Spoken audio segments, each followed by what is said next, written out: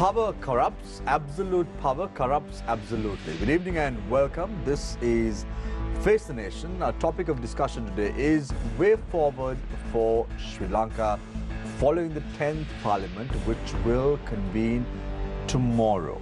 To discuss all this and more, we've invited four guests to our studios. Joining us this evening on the show are Attorney at Law Lakmali Hemachandra, National People's Power. Tomorrow we'll be taking oaths as a parliamentarian. Also joining us this evening on the show are President's Counsel Silva, Nuwan Bopage, Attorney at Law from the People's Struggle Alliance, also Barath Arullsamy, who contested under the SJB ticket at the recently concluded general election. To pose questions from our panelists this evening, on to my immediate right is Nireshale Thambi, on to my immediate left is Nadim Majid. You two can join in as far as the conversation is concerned. The number to text in or WhatsApp your messages is 076 656 5353. The number once again, 076 656 5353. Let's get the ball rolling today with Attorney at Law Lakmali Hemachandra, who is our government representative today. Lakmali, firstly, nice to have you on board on Face the Nation.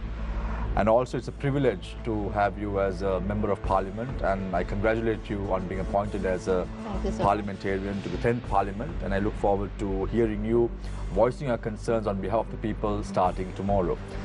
So getting back to bolts and nuts of what we are discussing today, we see a lot of concerns that are being raised right now. Let's look at the cabinet for an example, Lakmali. Now, many say that the cabinet has been appointed based on a scientific method. However, the minority party is also voted this time, if you look at it, Andrew Kumar Dissanayaka's government into power. But we don't see a minority representation in cabinet when it comes to the Muslim representation. If you can explain as to why is that decision taken, if it was done in a very scientific way, a scientific manner. So the cabinet was appointed, thank you for the well wishes, and I'm also glad to be here. But to get to the question about the cabinet, it was appointed based on how the government wants to go forward and the functions that the cabinet has to be doing. And the main concern there was whether the ministers who were appointed are able to carry on the duties that's there.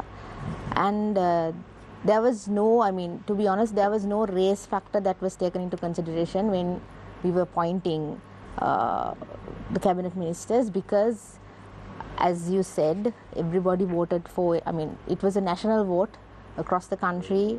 I think apart from few electorates, we managed to win almost, we managed to sweep the country. And what was very unique was that there were minority votes from areas that were not traditionally voting with southern parties, who voted with NPP this time. And we now, we think it was a vote for unity and, for a more Sri Lankan identity. That's true. What you're raising is true, that earlier there were Muslim ministers. In every cabinet, almost in every cabinet, yes, there was there a Muslim has been representation. A Muslim representation. Now, even in the Gotabaya Rajapaksa administration, where Gotabaya Rajapaksa said that he was appointed by the people of the South, he went on to appoint Ali Sabri as his Minister of Justice at that time. Yes. But so this time true. around, That's it's true. a big question mark So as to what was running that in the mindset of the President. Yeah, that's true that there has been Muslim representation. There have been Muslim parties who have been bargaining for representation in the cabinet. But what we want to do this time is a bit different. We don't want to be bargaining on ethnic identities and religious identities, because we think this is a unique chance to start, not to forget what has been done and not to say that, this country is free of discrimination. We are definitely not taking that route, that all of us are majority, none of us are minority. That is not the route that we want to take. But we do want to prioritize what is important for the government right now, which is to make sure that the cabinet functions, properly. And we think that these divisions of, whether there's a Muslim minister, whether there's a Tamil minister, whether, there are only 2 women in the cabinet, if we raise that point. So then I think that more than that, what we want to do is to make sure that the cabinet is functional and it can actually perform the duty that is entrusted. Very quickly, Lakmali, for those who are watching this show tonight, are mostly from urban areas in Sri Lanka. And I believe there is a fair amount of people who are Muslims who are watching this show tonight as well. For those who voted in favor of the NPP, what is the message you have? So because my message is this. Yes. They are somewhat disgruntled. No, let me. But what is the message you have? My message is this, that when we ran for the presidential election and the general election, we ran on a mandate on non-discrimination, and we had several demands that was presented by several communities in our manifesto, right? So I think more than this tokenism that we have been practicing, giving a ministry and then not doing anything for these communities. For example, like you said, even Mr. Gotabaya Rajapaksa's government, President Gotabaya Rajapaksa's government had Muslim ministers, but they ended up committing, grave crimes against Muslim people, such as cremation of, during the COVID times, they cremated dead bodies and so on, right? So I don't think at the end of the day, it doesn't really make a difference whether you have a Muslim or, in the sense, it doesn't make a difference if you have a Muslim minister who's actually committing, crimes against everybody, who's betraying the mandate against people across every religion and every ethnicity. What matters is that we have people who are committed to non-discrimination and national unity and making sure that, there is no repetition of what has been happening in this country in terms of minorities. So we want to make sure that the demands that was addressed in our manifesto, the issues that minorities face in Sri Lanka are not repeated, that those are resolved. We don't want to settle this with a token ministry. We don't, because we have a small cabinet, right? We have 21 cabinet ministers, and if we are to bargain on ethnic identities and religious identities, then this might, we'll have to expand the ministries. It becomes a whole new different problem for the government, right? So we are committed to the mandate. Okay. That is what I have been. This is what I always say. We are committed to the mandate. Right. We want to resolve the issues between. We want to make the ethnic relations better, but definitely not based on this tokenism or symbolic gestures. So it's important, Lakmali, to look at a bit of a post-mortem, like a flashback. So I saw many politicians from the opposition were saying, we thought the NPP will win, but we never expected the NPP to win this big. Did you expect to win this big? 159 seats? We definitely expected to win big, because I think whether it was 159 or whether it was less than that, we definitely wanted, that's why we were asking for a strong mandate, a strong majority in the government, right? Because we felt that there is a need to reform the system, there is a need to completely overhaul the system in terms of representation and how it's done. And I think we got that mandate, right? And if you are among the people and if you actually feel the vibe of the people and what they're discussing, and which is what we're doing on a regular basis, then you understand that they are very not happy with how the country was run for the past few decades, right? And they wanted a change. This is what we have been saying, that people, there were so many criticisms against the NPP government, even during that 1 month. They were saying that we have inexperienced people, we don't have experience, this is going to go down the hill. So there were so many criticisms, right? But even with all those criticisms, people have still chosen to vote with NPP because they believe that this country can be transformed. And you need new people to do that. I think that's a good thing. Thank you very much, Attorney at Law Lakmali Hemachandra, representing the government today on our show. Lakmali, very quickly, I just want a yes or no before I move to President's Council, Mr. U.R. De Silva. Usually, when parliamentarians are appointed, they are clad with 2 policemen. Now, you all said that you all won't get these privileges. I just want to quickly ask you, I have known you for some time. I've seen you coming to the show before. When you came to the show today, were you clad with the 2 MSD personnel? No. Why would I have MSD? All right. Thank you very much, Attorney at Law Lakmali Hemachandra from the NPP. I now move my attention towards President's Council, Mr. U.R. De Silva. Mr. De Silva, when you have been on this show before, you have openly supported Ranil Wickremesinghe's agenda. This time around, when you went to the polling booth, was it the same agenda that you supported? Not actually, because though I supported in the sense that when the government is doing something to the people, it is my duty to support them and encourage them. Right. Even the new government, from the beginning, people are going to criticize very bad. If they are ready to do something, we must give them the fullest cooperation. That's why my policy. Even earlier governments also, the Rajapaksa regime, and the President, as you said, Ranil Wickremesinghe. So he tried to do something, and he did it in a way, but I am not satisfied with that, because they should have done more things to the people, which they ignored, especially with regard to the economic things, and especially collecting funds from the people who evaded taxes. And it is very clearly stated that the most people who are with the government, that is Ranil Rajapaksa, they Rajapaksa. They say no, Ranil Rajapaksa, Rajapaksa. okay. They say that Ranil Rajapaksa, but people who were with them were not asked to pay the amount which are due to the government. They ignored that. The classic example was there, where one person has been sentenced to jail. So now it should have been taken earlier and collected earlier. So that was ignored. That is why small people were harassed by putting unnecessary, unwanted tax regime there, so that people were suffered. So that is why I say, if the government is not going to do proper things to the people, we must come forward and say this is not correct way. Now, according to the new government, if they are ready to look after, as you said, whether the Muslim community being given the polio or not is a different thing. If they are satisfied to give more power to people who are there around the country and look after Muslims or Tamil people, then we should encourage them. Yeah, so Mr. Silva, I told Lakmali also, we have to do a post-mortem as to why these political parties failed.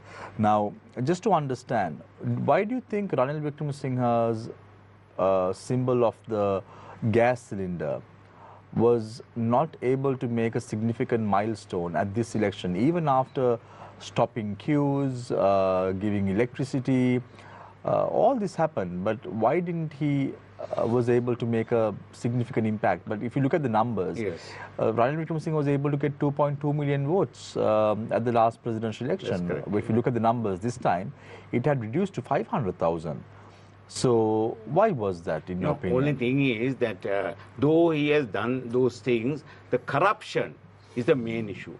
People So you're thought... saying that Ranil Wickremesinghe also loved corruption? Encourage. That's right. Yeah, He he encouraged. allowed people, the corrupted people, to get the benefit by Like who? allowing. Like who? That is the most of the tax people, the people who have not paid the taxes, and they have been 978 billion, and 1,100 billion people have not billion amount had not been recovered, and they were given the chances to happily go. People thought that it is not correct. That is why, and the corruption came into power. And earlier corruption... Why are you not mentioning individuals' names like Haley Ramukwala, the VFS scam? I don't want to say Tiranalas names because he has been charged. entangled. That's a different matter. But finally, he has not been convicted. So as a lawyer, I can't say he was there and he has done something. But he was charged. And But there was thought, corruption even at that level. No. As a lawyer, I think finally only we can say he is a corrupted person. But people, when they see that the government is allowing him to do these things as a minister, people think that it is not correct. That is why we say that they allow those people to exist. And by doing so, he has ruined that. What do you think about the mandate that has been given by the public to the NPP now? No, that is like Gotabaya Rajapaksa's thing. No, Gotabaya Rajapaksa did not get 159 seats in Parliament. 6.9. He got only more or less 145. 6.9. No, 6.9 and 6.9 is 6.8 odd birds. So more or less the same thing. And 3%. So you're saying that the 6.9 million people who voted for Gotabaya Rajapaksa went on to vote for... No, not that way now. But you are saying that. No, what I'm saying is the figure. Now, how it constitute is the important factor, but NPP got 6.9 and then thereafter the people who have come over there and then they were very supportive, then the people who supported is the issue there. But the fact remains that they got a mandate where people were very happy to give them the opportunity to get this mandate and go forward. So what we want to see is whether they are going to give opportunity for the people to collect the necessary funds from the government and then educate laws being changed and then educate laws being implemented. Right. Those are the important factors we should look into. But you're not sad, no, Mr. De Silva? Why? I'm happy that if they are going to work hard, and we are for the country, not for individual. So if they are going to work, certainly we should encourage them. Will you support? Certainly, because that's why I'm telling you, I am not a person branded. You thought that I am being there, and as I said, No, I'm not saying anything. No, you purposely stated in various occasions. No, I have not said Not, finally, you have not stated. Right? No. Okay, but you're saying that I have stated it. Yes, you that's think right. that I'm trying to say. Your words were there. That's why I took it in that way. But anyhow, when as I said, Gotabaya Rajapaksa was there, I thought he will come and do a good job, and then thereafter. Rajapaksa, Ranil Rajapaksa, as you said. I didn't say it. No, you always say in this particular No, I program. don't say Ranil Rajapaksa. I anyhow, say Ranil Wickramasinghe. Ranil I think Wickramasinghe. every time you say Ranil Rajapaksa, I think it's a different person. Ranil Wickramasinghe came into that, in that particular crucial juncture. He came in and did something to the But people. you're still not happy because he was involved in this corruption. That's and all right. that. But later, he was not according to the. So very things. quickly, Mr. Silva, I know this is a secret ballot and all that, but are you happy that the party that you voted won, or are you sad that the party As you said, secret ballot, no, you can't ask that question. You are not cross-examining me. You can't do that also with me. But to be frank, I must say, the way that they played later in this scenario is very bad. So that is why I say people took into their custody and did this to the NPP. So then they will go ahead with that and see the country is progressing. Thank you very much, President's Counsel, Mr. U.R. De Silva, for joining us this evening on the show. I now move my attention towards Nuwan Bopage, who contested under the People's Struggle Alliance, who's also an attorney at law. Nuwan, what happened? Everyone knows what happened. 30,000 votes in Sri Lanka. You all had some strong candidates.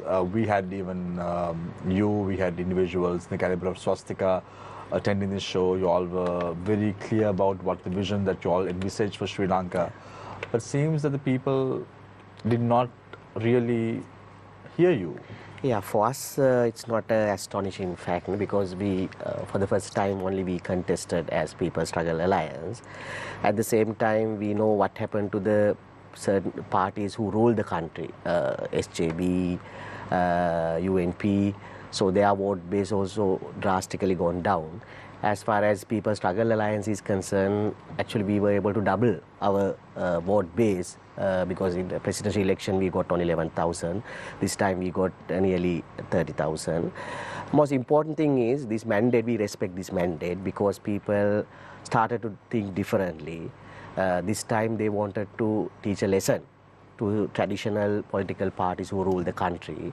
So when they taking up that decision, I think NPP was so close to them than our party. We have a lot of ideological differences. Our path are completely different. NPP and People's Struggle Alliance, they have a neoliberal agenda, we have a left agenda. So those are completely different paths. However, people still believe NPP could do something to the society. That aspiration is very good. So we respect that aspiration, and actually, like we previously did, we always demand this government to somehow accomplish these aspirations of the people. Just to understand, Nuwan, now, if you look at the party that you represented for many, many years, that was the Frontline Socialist Party. And if you look at the beginnings of the JVP, was also on the same premise for a very long time. Aren't you upset that you all could have joined hands with the NPP to make that change that the people were asking at this election? Are you regretting the decision of your split in 2011? No, actually no. Even today, we have a lot of differences now. Even during the presidential election, we compared two policy statement manifestos. We are completely different.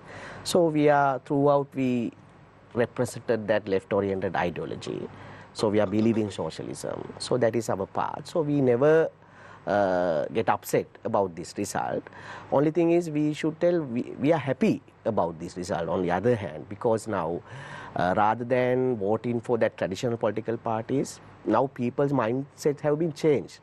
So they always looking for a change. So they are thinking for a change. So now we can easily build up our politics, left-oriented politics in this platform. So we are doing that. So we are happy. So if you look at the new composition in Parliament, Nuwan, over 165 members are new parliamentarians who would be taking oaths in Parliament tomorrow, the 10th Parliament of Sri Lanka. Aren't you having a bit of disappointment that your party couldn't even make one seat in Parliament, and you all could have made a change if you all did get that chance? Exactly. So actually, our entire campaign, we focused to get at least 2-3 seats inside the Parliament. Why we ask people to vote us? We believe that always even during the Arullsamy period, we always actually raise the voice that how to build people's power, especially outside these established Parliament kind of structures. So during the general election, what we ask people, in order to strengthen the people's power, if there is a representation for People's Struggle Alliance inside the Parliament, of course, you could strengthen the people's power. So anyway, this is the people's mandate, so we respect that. As you correctly pointed out, if we were able to get some kind of representation inside the Parliament, I think it will be more helpful people to raise their voice inside the Parliament. Let's take a look at the JVP, which is the dominant party of the NPP. They changed their ways. If you look at the past, many speak about the 88-89 incidents, many speak about what transpired after that. But the way Anukumar Dissanayaka's leadership changed the JVP today made him to become the president of the country. Don't you think, Nuwan, that you all also have to reflect on the policy, the direction in which the People's Struggle Alliance is trying to formulate strategies for the country? Only if that happens will you all ever be able to make that change in the Sri Lankan mindset and the society at large? Of course, we are always ready to change, because we need not to be a stagnant political party or movement. Changing in the sense, we are not ready to change our fundamental ideologies. We are willing to change our strategies in order to get power. But as long as we are believing equal society, as long as we are based on socialist ideologies, socialism, so based on these fundamental concepts only, we are willing to change other things. So in order to get the power, we are not ready to change everything. We are not sell our conscience. That's the difference between those political parties and our political parties. Right. Okay. Thank you very much, Nuwan Bopage, attorney at law, representing the People's Struggle Alliance. Barath Arullsamy. Barath. Do you want me to pose you a question, or can you also read my mind like Mr. De Silva? Pose the question. Right. Barath, what happened? Now you may ask me, Yes. what do you mean, Shamir, when I say what happened? Yes, there are a lot of. Because the last time that I saw you were the Ceylon Workers Congress Vice President. Yes. Today, Niresh tells me Barath is from the SJB. Now I'm trying to understand, on this very show, Barath, I posed a question to you. I said, when will Barath Arullsamy from the CWC, when will he become the leader of the CWC, breaking the ranks of the Thondaman family? You know what you said, Barath? You laughed. You said, Shamir, that will never happen. Our party is very democratic. Even I can become the president of the party one day. Barath. What happened? Thank you, Shamir, and thank you for having me here. And I extend my wishes to the newly elected NPP government. And coming back to the question, it's see the ultimate mandate as a politician or the representative of the people is towards the people.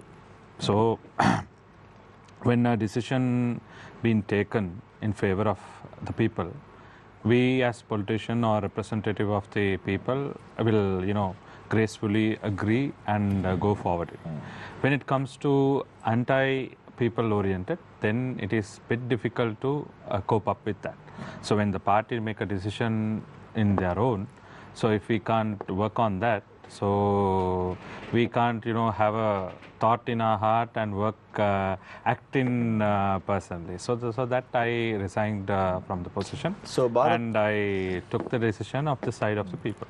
So Barath, are you willing to swallow the bitter pill that I told you the other day, that someone in your caliber will never be able to sustain themselves in the CWC? No, it's all depend on who they are. So no. I'm asking you, are you willing to swallow that bitter pill that I told you the other day, and you were completely against my thought at that time? But today on this show, just before the 10th Parliament convenes tomorrow, are you still willing to swallow that bitter pill? No, it's that not. I, as a journalist, told you, and you, as a politician at that time, didn't believe.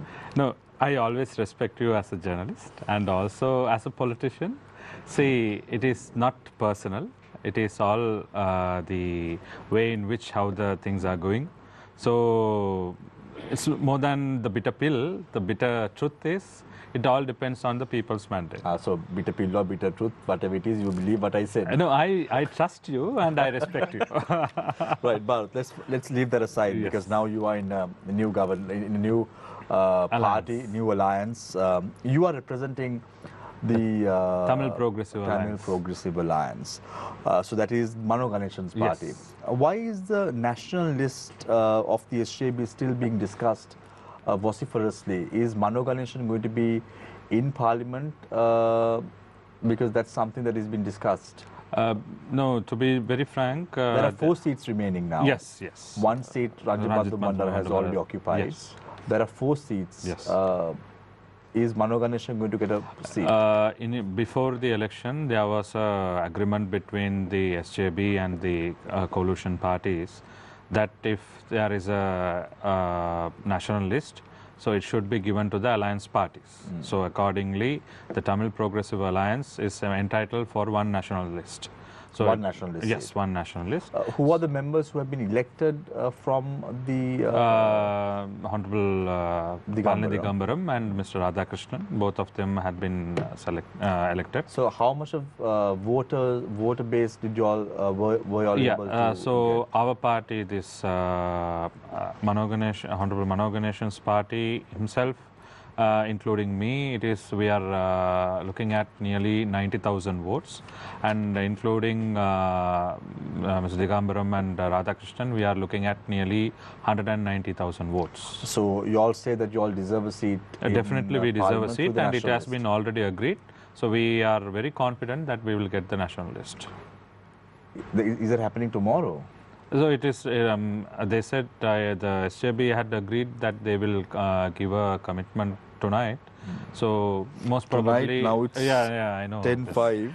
2 more hours to go. 2 more hours there. So technically it might be in tomorrow morning. Tomorrow morning. That's by what time can we expect that? Just in time Because Just in time to go to the Parliament. Parliament is convening at 9 o'clock. Yes. The Election Commission has to gazette the name as well. Yes. So how long will it take? It depends on the SJB leadership. They will inform us Right. accordingly. Barath, what happened to you in Parliament? Because I spoke to Nuwan also. It's not fair if I don't ask you this question. Yes. You were very confident that Yes. you were with the people, Yes. talking on behalf of the people, all that and more. What happened to you and the SJB in the Kandy district? Yeah. So the as you well aware about this, the NPP trend, as President also pointed out, nearly 4/3 majority they have got this time. So it's a huge responsibility, and also we all of us, contested in the intention of winning. But the thing is, when the people decided, we have to respect that decision. And we never expected that NPP will get a big majority in Kandy district as well. So nearly 9 seats they have obtained. So SJB got only 2 seats. So accordingly, we got the highest numbers representative entered in the parliament. So I think there is 2 things. One, the acceptance of NPPs and their ideologies by the people, and also we also see the turnout is also a little bit less in Kandy, so that might be also a problem which had affected us. But we hope now there is, in politics, I don't see there is a winning or losing. It's all setbacks. So we will jump back. This, of course, is a major Big setback, yes. You can describe setbacks as a step behind. Yes. But not 100 steps. No, this backwards, no? when you look into the history of Sri Lanka, so there are evidential that those who got 2/3 came down. Even J.R. Jayawardena got more than majority, then it collapsed. So there are ample example you can go refer to. But you are not expecting the NPP to collapse like that, no? No. See, as a citizen of this country, I don't want the state to collapse. So at the moment, the people have given a mandate to the NPP to run the government and govern the state. Right. So we don't have any intention anyone to collapse. We will definitely support if there is. So there is a good story, plans. but there is a story, Barath. In politics, there are no friends and enemies. Yes. And at times we see how politicians put several other politicians to several other political parties because they want to spread their wings and all that. You're not a spy like that on the CWC in the SJB, no? I will never do that. My intentions and policies are very clear. Very clear, okay. Thank you very much, Barath. But Thank you. are you at least now willing to swallow the bitter No, pill? there's all. It's not personal. So I respect you as a journalist. Right, thanks, Barath. Thank you very much. Let the people decide whether I was right or whether you were right. So I open the floor for questions from a journalist. On my immediate right is Nilesh Eliathambi. On to my immediate left is Nadeem Majid. But with your permission, I have one more question from Mr. De Silva. Mr. De Silva, who do you think, in your opinion, the biggest winner in this parliamentary election? Ravi Karnal, actually. Right. Very good. I think Mr. De Silva has intuitive skills to read journalists' minds. Right. Yes, Nilesh. Yes, Lakmali, now the NPP seems to be pressing all the right buttons.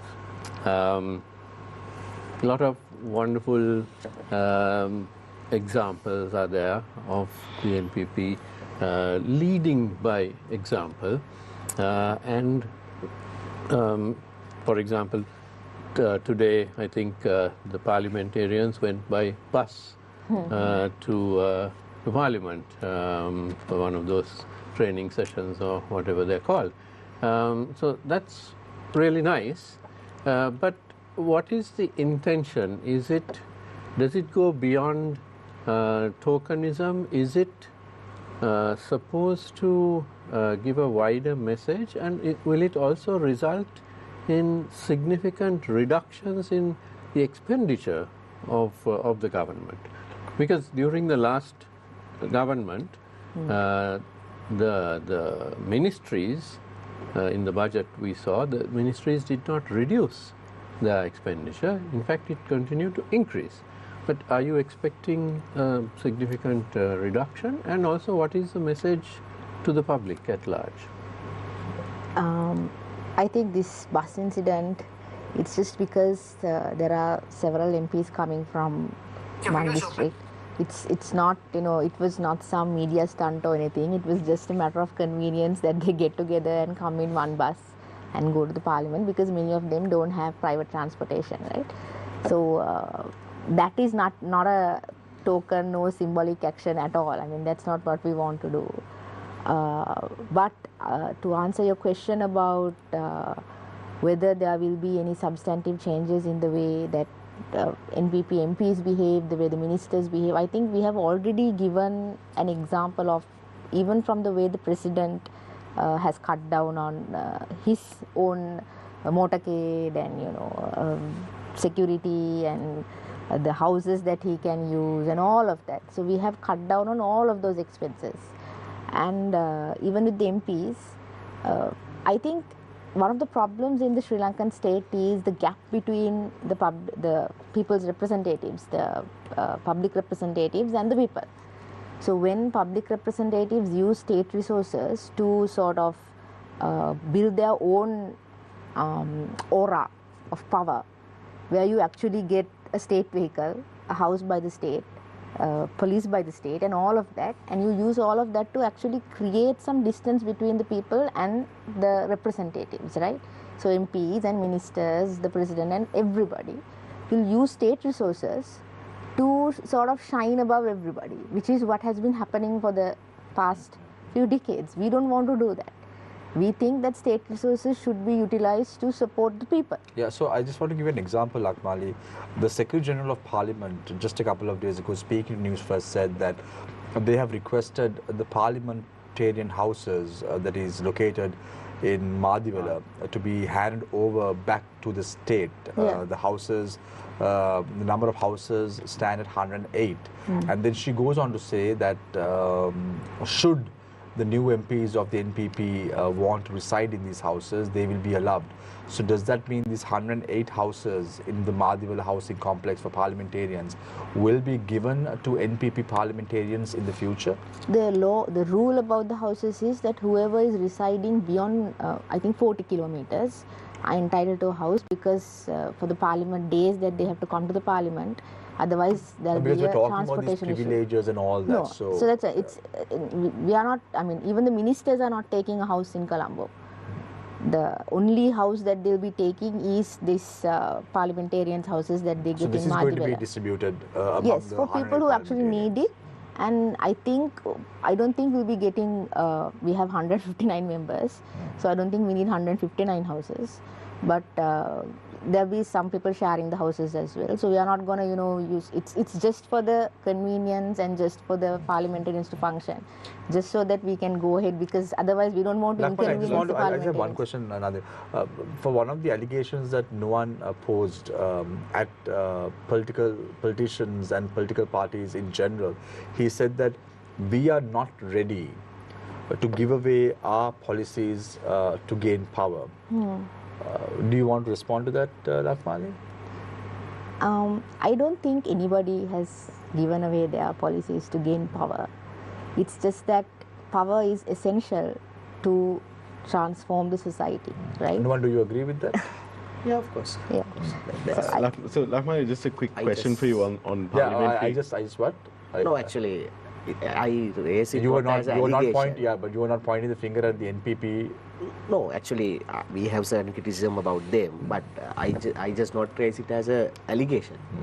For the sake of power, they change their things for the sake.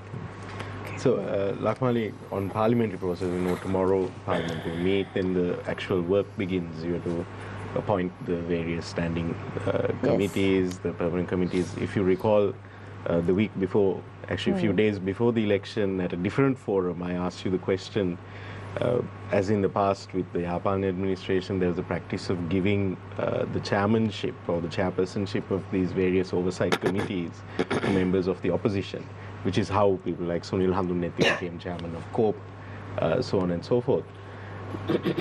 And when I asked you that question, will the NPP government follow the same process? You said it depends on who's in the opposition. Yeah. Now you know who's in the opposition. Will you all be giving chairmanship of oversight committees? I think to some opposition oversight members? committees, because just for the sake, I mean, the parliament has to be representative, and regardless of who we want in the opposition and regardless of what we think of the opposition, people have elected them into the parliament and we have to respect But that. you won't expect like something of this sort. Now, example, Rohit Abegunawardena being the Of course COPE not. committee chairman No. would be a problem. No, I don't think, I mean, we know who the opposition is, Yeah. and I mean, He's like also a I said member on from the that day Khartoum also, district, yeah. our fight has, for us the system is the opposition, right?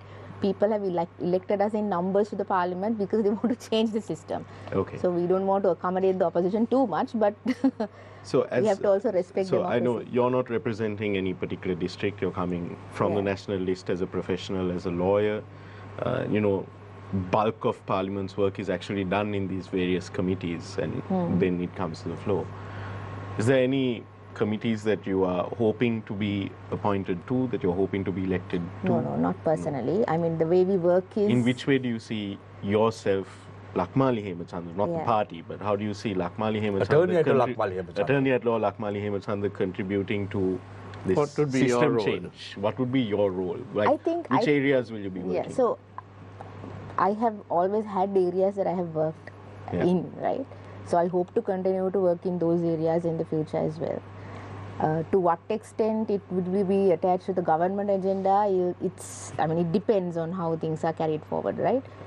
Personally, I don't have any personal aspirations of I want to be in this committee, I want to have this position. That's not how we work, because we know that eventually all 159 MPs and all the ministers and all the deputy ministers will have to work really hard. Yeah. And we are not given power to stay idle, so we'll have to work. We know that, and whatever the responsibility that I'm given, I have to perform my job. So, So, you know, Lakmal, I just want to ask a quick question now.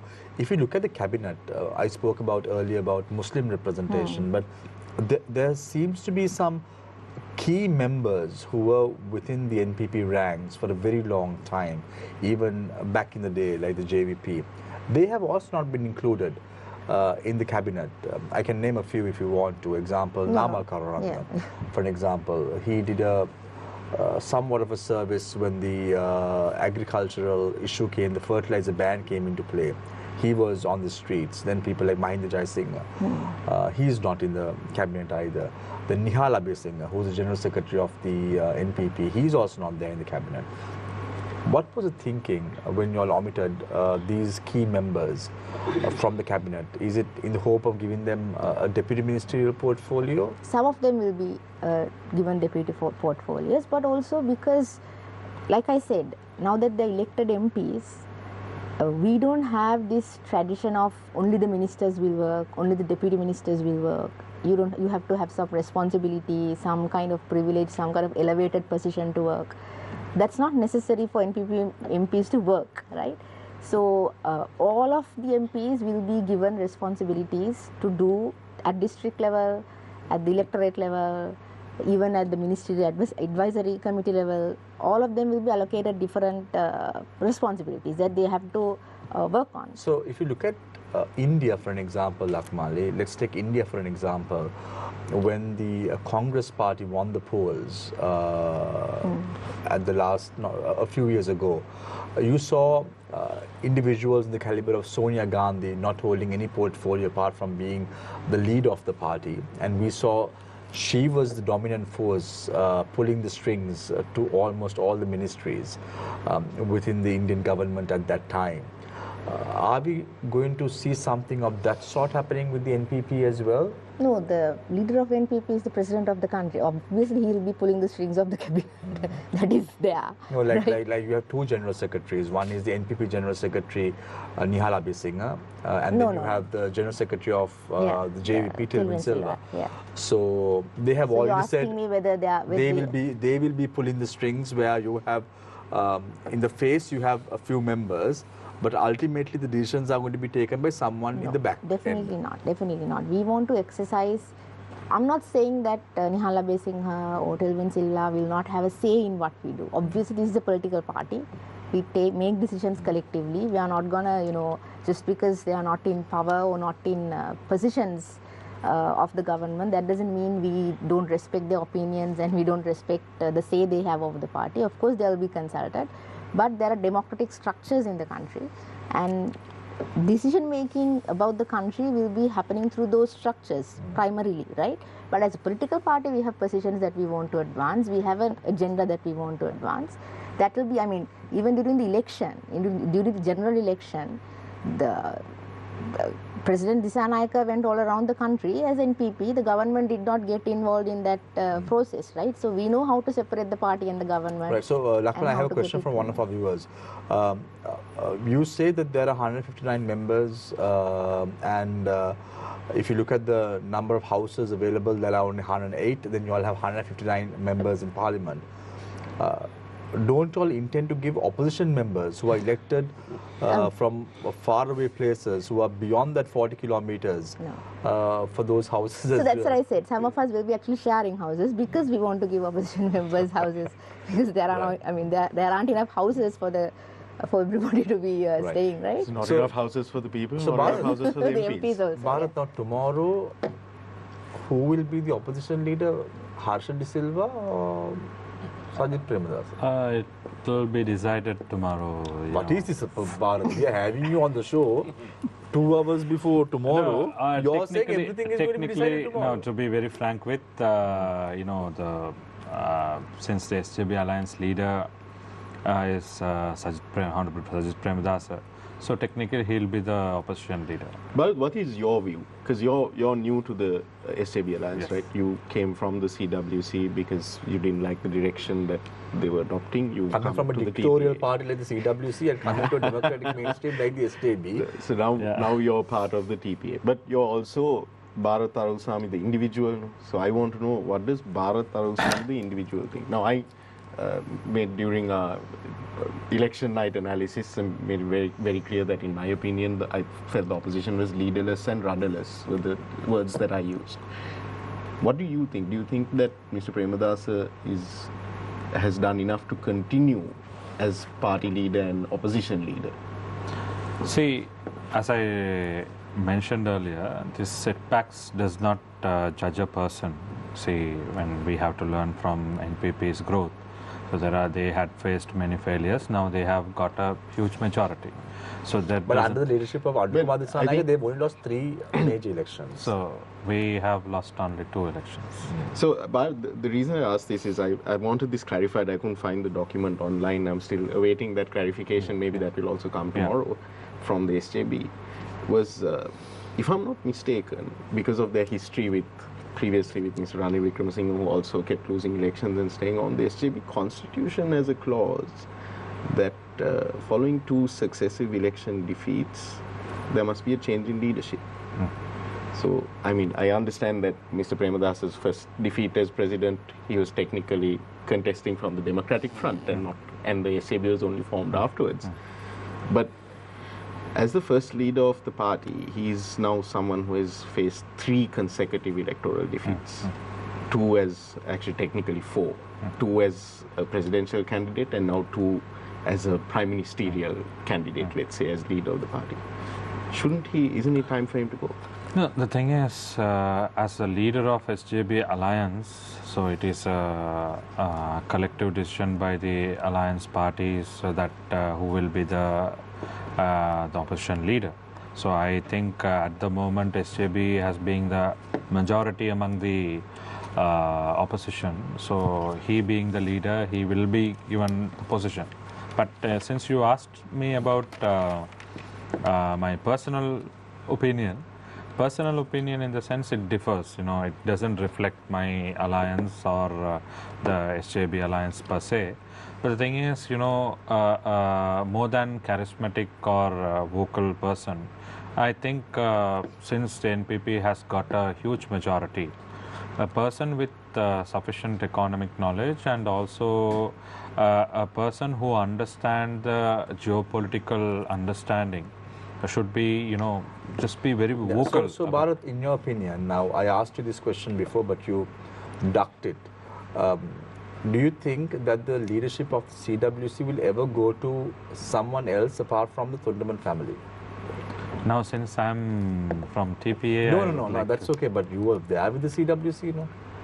You were there with the CWC? Yes. You were the vice president? No, it all depends on the decision. You don't have to hold a party. candle anymore to the Thunderman family. You can articulate your position without any fear of... No, I don't have any fear to anyone. But the thing is, I don't think, since I left that party, I should comment on them. But the thing is, it all depends on their policies and how and which the members are deciding. So we have a very quick question for you, Barath. Now, you said that Mano Ganeshan will be the nationalist member of parliament who will be nominated from your party through the SJB. The question is, Mano Ganeshan has already lost his seat in parliament. Doesn't this goes on to show that the people have rejected him, and as such, he shouldn't be accommodated even through the national list? Shamil, it's a very good question because, this question has been asked by many. The thing is, I just want to refer back to Honorable MP's thought. See, the representation to the parliament is not only on the nationalistic approach, but also the people who select their representative on their voice to the parliament. But unfortunately, in the recent numbers of seats being elected in Colombo was reduced, and also the Colombo and as well as Kandy lost their Tamil representation. That doesn't mean the Sinhalese shouldn't or Muslim shouldn't speak about Tamils, but it's also easy for us to be a representative of the community. So this is what we are looking at. So already there is an agreement between the SJB alliance and the SJB leadership that the TPA should be given a position. So we will decide who we are going to send. So Mr. De Silva, in your opinion, what do you think about these backdoor entrances to parliament? Even if you look at the national list of the NPP Lakmali, you also have two members who lost the elections coming through the back door through the national list. I want the two of you to comment, but let me first of all hear what Mr. De Silva has to say about this. Provides that, and the election laws provide that. So if you are going to change that law, then only nobody can come in. But now, depending on what is happening in Sri Lanka, you have to change the general secretary of the party also. That's correct. But the fact remains that the law is there. So that is why the election commissioner categorically stated, now people who have not contested can't come in, but even if you are losing, you can be elected as a parliament member. So that is the law. But today, Mr. De Silva, you've taken a different tone. Today, you are agreeing to everything what I'm saying. So, and that's what, if you are taking good things, certainly I am there. That's why I said the present government will save. It's a ceasefire, you see. We will support it. Usually, Mr. De Silva, from the start to the end, you are in disagreement. You are totally different now because you are supposed to come to this path as a lawyer. So, I am happy that you are thinking in that way. Lakmali, what is your take about this nationalist being used to entertain members who have lost the polls? So you all have two members. We have two members from Digamadulla and Vanni district. The basis on which they were put on the national list was because Digamadulla and Vanni, as localities, they need certain representation. I mean, parliament has to be representative, and we don't want to leave out.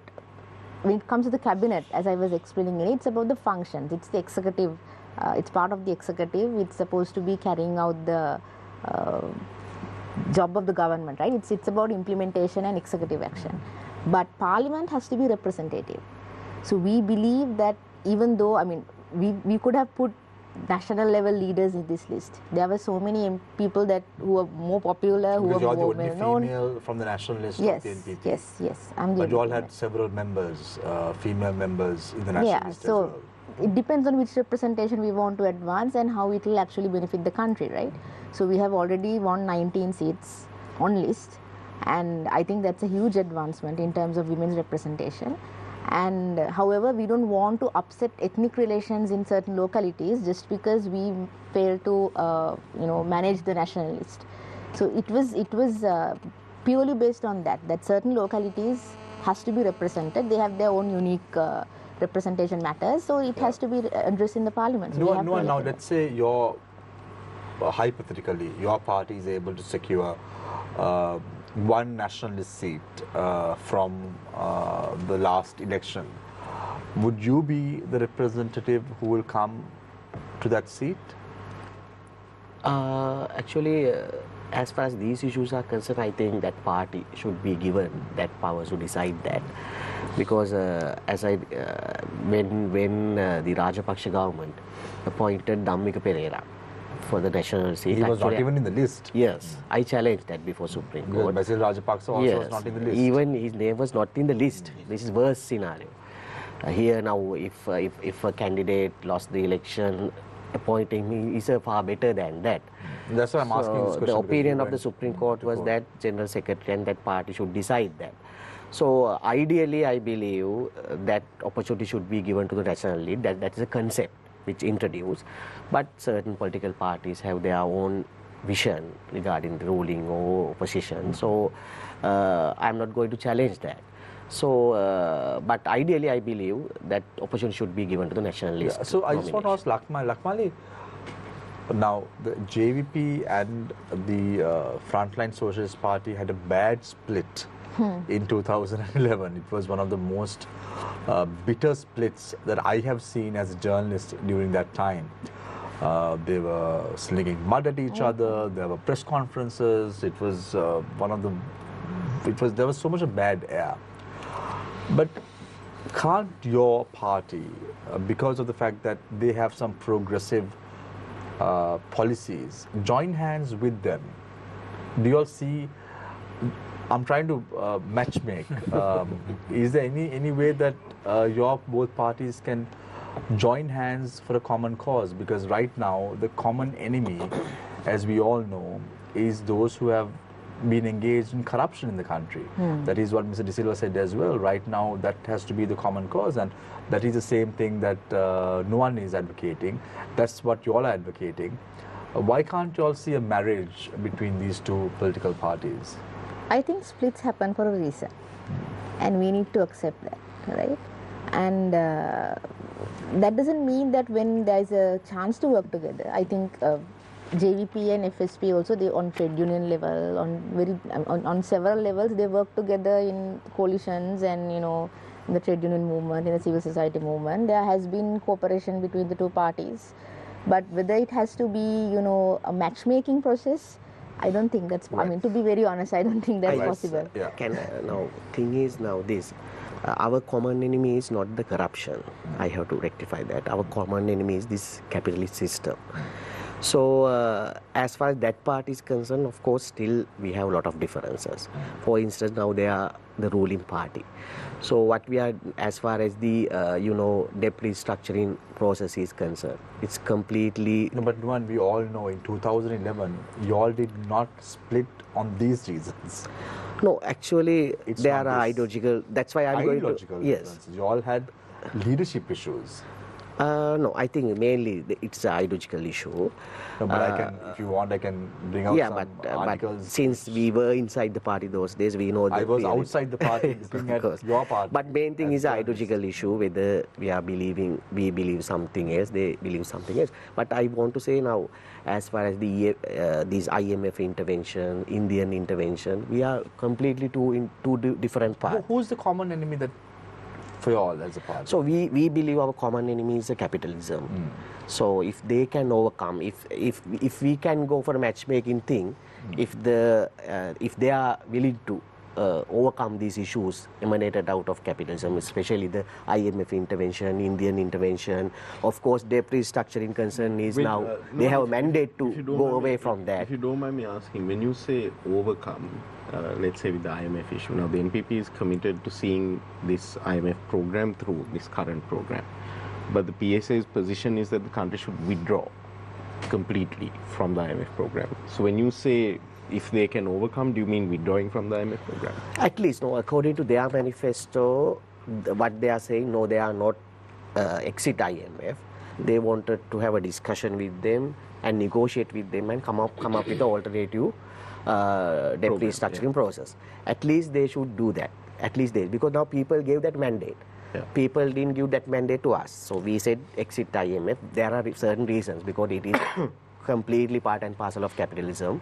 So that's why we came to that position. Now, at least they have to go for that. For instance, now EPF issue is concerned. Basically, the workers deprive benefit out of the EPF because of the domestic debt restructuring process. Now they have a mandate. I think majority of the working class, for EPF beneficiaries, I think there are 2.7 million people. At least 80% out of that voted for NPP. Now they should, through that mandate, now they can do that. So At no point, I mean, we have to be very honest here, right? I think out of the 4 people sitting in this table, nobody has been more vocal about debt restructuring than me. I personally believe that, right? But we also have to be very realistic about what we can achieve as a country and what we can achieve as a society without putting our people in danger, right? We don't want chaos in this country. We don't want people to go back to a situation where they don't have, enough food to eat, where they don't have that is not what we want. Not long queues, no electricity. Exactly, that's not something right? that We have seen, have voted your government in. Yeah, exiting. I mean, IMF as an institution, all of us, I think, have criticisms about how they function. I think even within the IMF, there's criticism about how IMF functions, right? But that doesn't mean in the power matrix, we always have the power to change that. As a country, we are in a certain position. But what Nuwan is trying to say is, Lakmali, now you all have the power. Now No, I don't think we have the power to change the IMF, let's be honest. You all have a 2/3 majority in Parliament, first time ever. To negotiate. To negotiate and do whatever it is. Which we are doing. Will you all do that? Of now, course. example, Of I can course. give you an example as Nuwan correctly mentioned about this EPF haircut. That No, was, we never said, I mean, you can read our manifesto thoroughly. We have never at any point given promises on anything that cannot be delivered, right?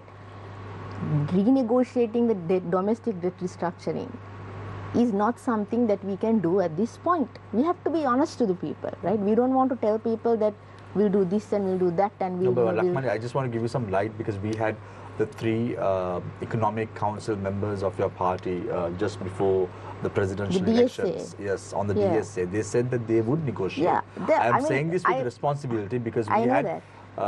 Professor Surya Peruma as well as Professor Anil Jayant on this show to discuss about the election manifesto, and they insisted that they would discuss the DSA. Yes, if there was a chance to... I mean, I've answered this question already on Face of Nation.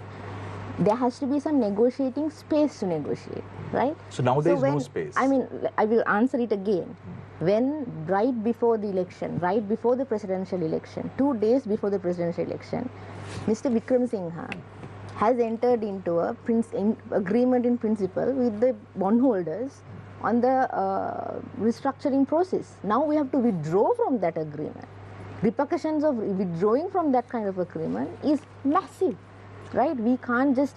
It's one thing to enter into a bad agreement. It's one thing to try to change the agreement before you enter into an agreement. No, but you all are now well aware of these problems. Yes. Now. Because when you all went to the So that's presidential why election, you all can say that you all were not aware. But when you all came to the general election, before. yes, I know. Shamir, but 2 days before the election, So during the presidential silent election, period. you can say it was handed over to you, and there was nothing much you all could do.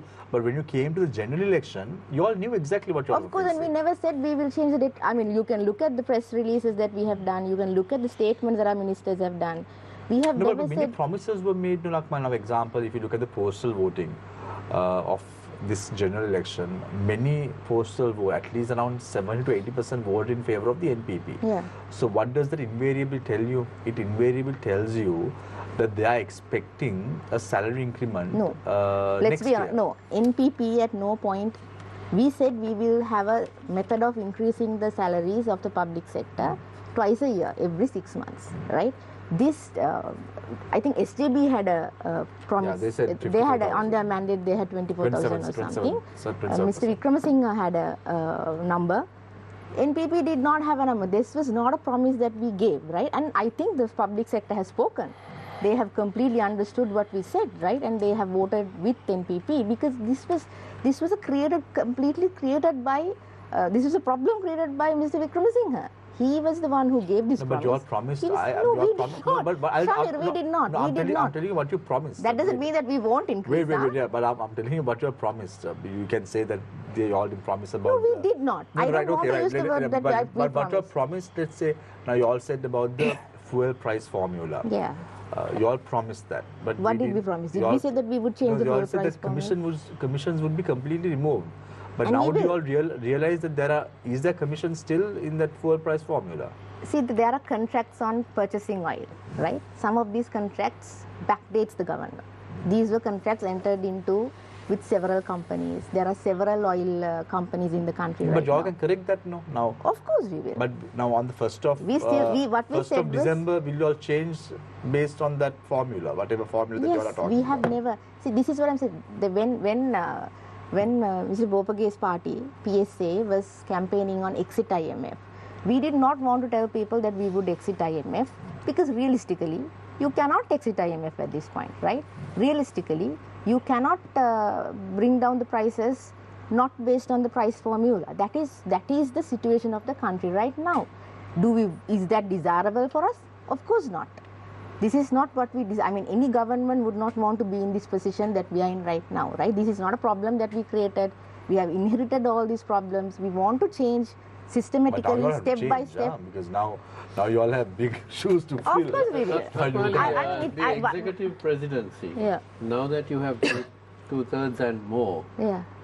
now, Shamir, you began the program today by saying absolute power corrupts absolutely. And that's exactly what Arullsamy Saranga said in his remark to the Yeah. new Exactly. cabinet as well. So the longer the executive presidency Stays is on. kept by any government, Yeah. by any party in power, the less likely it is Yeah. that it will be thrown out. Yeah.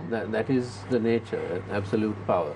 So how fast are you going to act to get rid of this horrible system which we all criticize, Yeah, yeah. but for the past 30 years has not been thrown out the window as So it for should be? on the legislative agenda of the government, what is the priority of the government is to make sure that there is no destabilization of the economy in the short term, right? So after we are confident, because we have to be honest, this is a new government and we are being called Marxist government, we are being called some, anti-Indian government at one level. So we have all Nuwan these also labels. said that. Exactly. No, they are not. They think we are pro-Indian. I mean, So anyway. some parties on the left have called both of your parties fake socialists.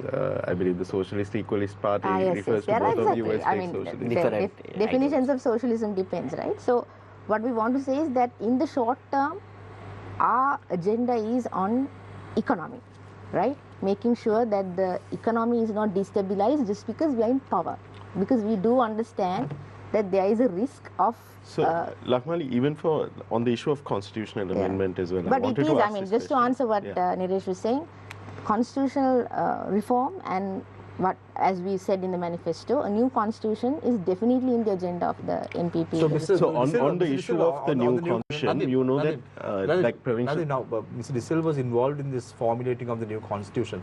Where did it stop during the Ali Sabri regime? Because No, we want to continue. The Ali Sabri regime's Ali constitution is Sabri, not Ramesh what- De Silva was appointed as to look into that, right? That was under Gotabaya President Rajapaksa. Gotabaya Rajapaksa's government. So That you is were not also the... involved at that time? No, I was on there, but But you are aware of what happened? because they submitted the report, but thereafter they couldn't do anything. The government changed and everything. Yeah, I think the Ali Sabri didn't do anything about it after. No, he didn't do anything. But the earlier there was this Vikram and Sirisena's government. Yeah, they have the 2015 the constitutional. I just want to clarify one thing. This is the danger that we are addressing the people here. No? You are also asked us to come to discuss regarding future, not to make allegations each other. Now people have given executive powers to NP and more than 2/3 power. So then what are the demands of the people? But they can't just say Ranil Wickremesinghe signed this, therefore we are liable to proceed with that. Then why people appoint NPP? Then they would have keep the that's why I Ranil asked him, Wickremesinghe. Lakmali, you can't What say, I am asking now, it is admitted you can't fact. say that anymore. It I is think we admitted. were elected. Lakmali, one second. It is admitted fact that I am not making allegation because we all No, they're work very together. new. So they have to get some time now to you settle down. can't just as well. say we can't do it because already it has been signed. Now it is admitted fact that the funds of the EPF actually the benefit reduced from 48% because of this IMF deal. At the same time, as to how IMF is suggesting us to go for foreign debt restructuring, they are asking us to match the nominal value of dollar from GDP to that. At the same time, they are asking us to bring down our debt, the burden up to 95% of the GDP. Then we have to pay more interest to international sovereign bond holders. All these things are benefited to sovereign bond holders. There's no haircut. So those are admitted facts. And I also but she also admits. So she knows this. Yeah. So then NPP should tell, we are negotiating this. We are going to bring down. We are going to secure the benefit of workers. We are going to reduce this to 50%. So nothing. What they are saying, Ranil Wickremesinghe signed that, therefore we have to go ahead. I can't lie to people. So I will never do not that. lie. We are saying we have to be firm. At least this is the framework we are going to do. For instance, salary increment is concerned, what the Prime Minister said, Ranil Wickremesinghe just told this and he took a cabinet decision, so therefore we are not liable to do that because Ranil Wickremesinghe did it with the ulterior motive. Why the same thing cannot be applied for IMF? For IMF, they are saying Ranil Wickremesinghe has already signed, so we have to go ahead that.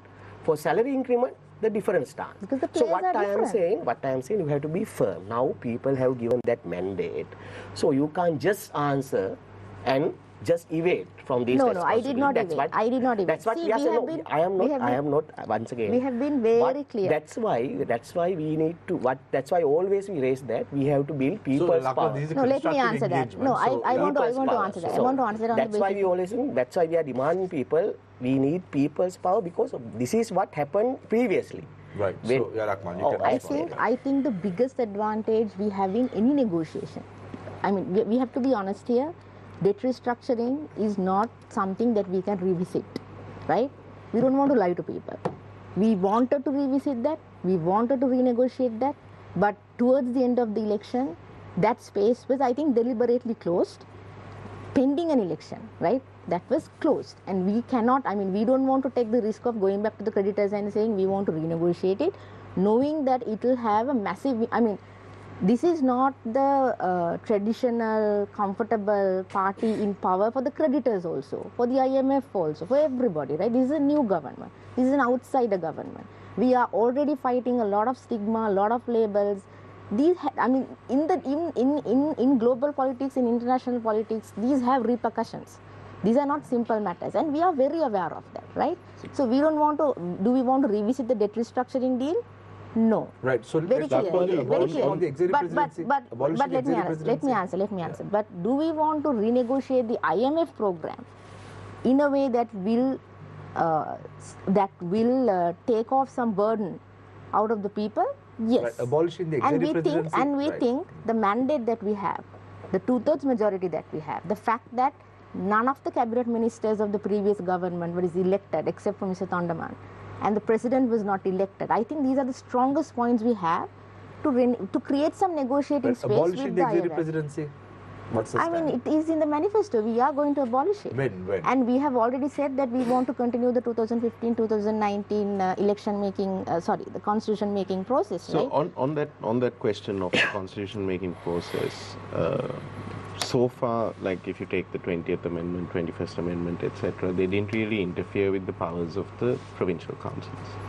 You're talking about introducing an entirely new constitution, which will affect that concurrent list and the provincial powers list, etc. If that is the case, you will have to have, before getting into the constitution enacting process, you will have to have provincial councils in place. Does this mean that means the NPP plans to hold provincial council elections? I think we have already in said that we want to hold the provincial council elections, and I think in the first address to the nation, President Dissanayake made, he clearly said, we want to make structural reforms.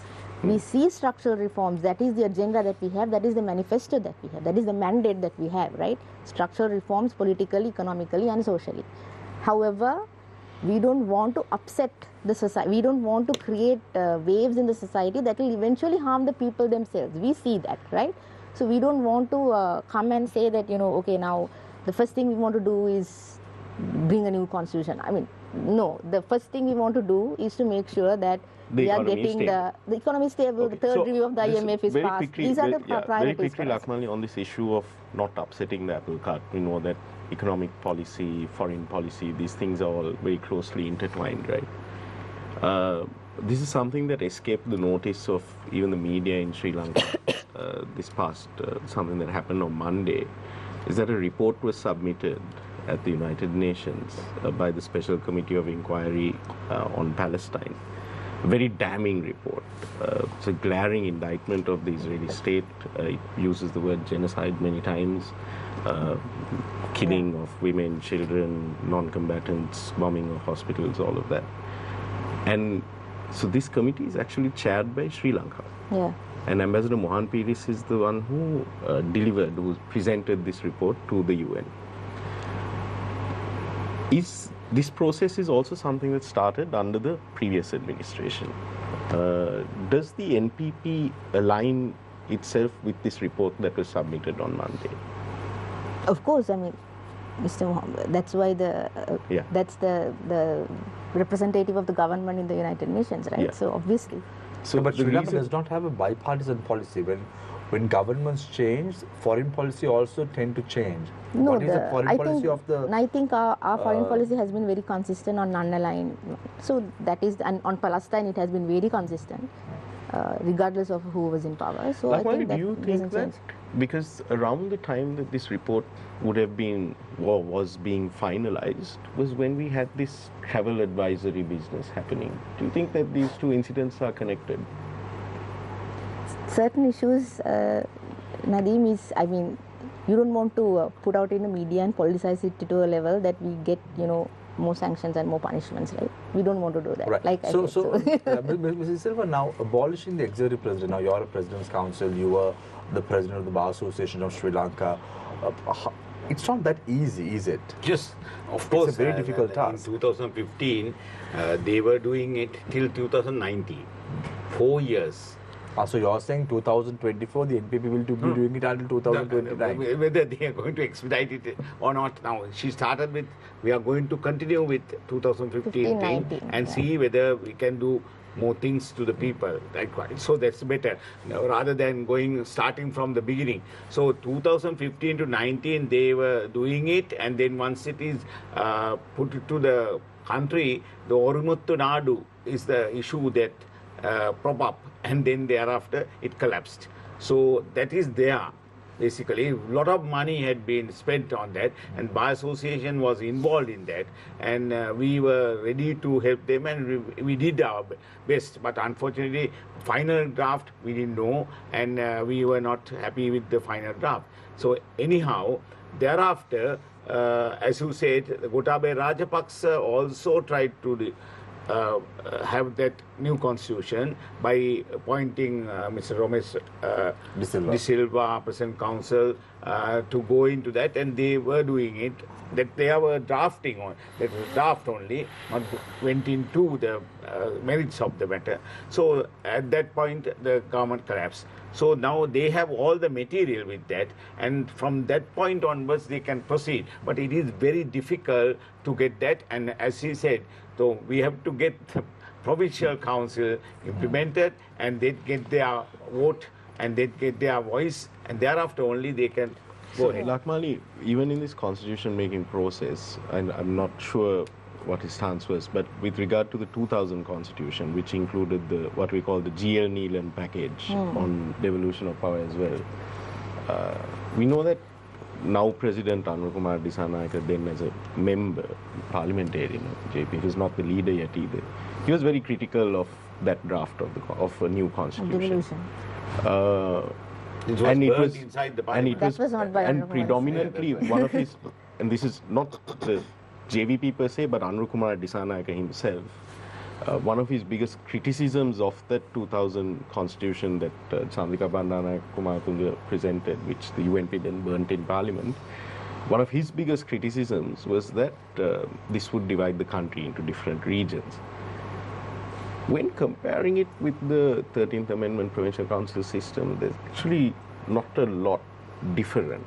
There is a certain devolution of powers. So I'm trying to understand, has President Anurukumar Disanayake's position also evolved in between, I mean, it's 24 years. Has it evolved between 2000 and 2024, or does he still hold the same views? I think he has openly talked about the 13th Amendment and how, I mean, just as much NPP doesn't think the 13th Amendment is the solution for all the problems in terms of ethnic relations in the country.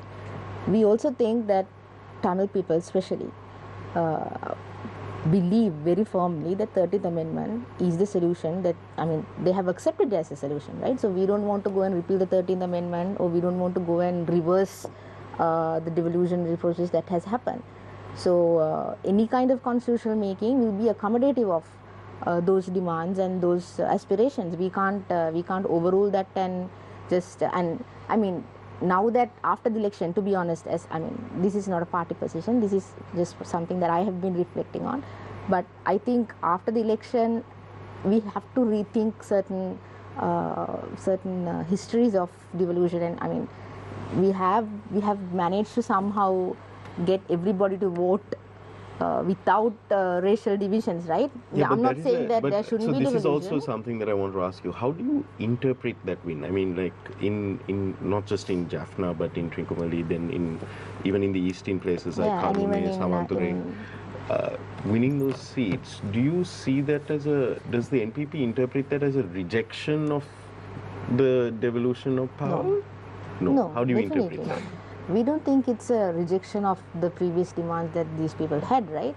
But we do think it's a rejection of the establishment, the political parties who are representing them. And they have clearly chosen to vote with a party. I mean, NPP doesn't have, in the presidential election, we didn't get a lot of votes we increased our voter base significantly in the north and east. But we did not get to the level that we got in the general election. We didn't get the votes, right? So I think people are clearly seeing leadership in the south, and I think that's not a bad thing that people are seeing leadership at a national level. It's not an entirely regional way of looking at leadership, right? I think it's a good thing, but that doesn't mean it gives us the right to completely ignore the demands. So Barath, now, if you look at the last 4 years, now you're with the SJB. If you look at the last 4 years, it was the SJB that first went to the streets with the slogan, "Go to go home." You know, they are the ones who went to the streets campaigning against this, and they are the ones who first of all had a walk to the Parliament, to the Presidential Secretariat as well. But to lose an election this bad, don't you think it's a matter that has to be taken at the highest level, and even the SJB to even look at a change of leadership, because there are now new names that are being spoken of. Individuals like Harshdi Silva's name has been spoken of.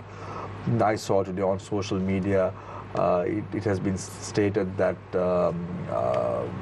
Sajid Premadasa could be the leader of the SJB, but the opposition leadership post should be given to someone like Harshdi Silva. What is your thinking? Shamir, like carefully listening to our colleagues, the thing is, as the mandate of the people being very clear that, you know, the ruling party has been given a mandate what they have promised during the course of time, not only last few years, but also from the very beginning. So the system change should reflect not only on economic structure, but also on the administrative component as well. So SJB being the pioneers of this entire regime change or the system change, they advocated not only on these economic policies, but also, as I told you, this entire governing system.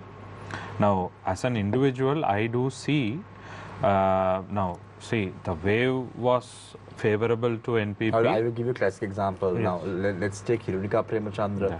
Hirunika Premachandra was the first woman to go opposite Gotabaya Rajapaksa's house and make a hue and cry.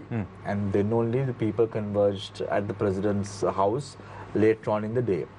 She lost the election. No, that's what for that point only I'm just coming now. So, in this present electoral system, you know, yes, with the trend, people may win. Now, say, for an example, I heard that a lot of people were telling, you know, NPP had entered the plantation sector or the central province in a massive victory.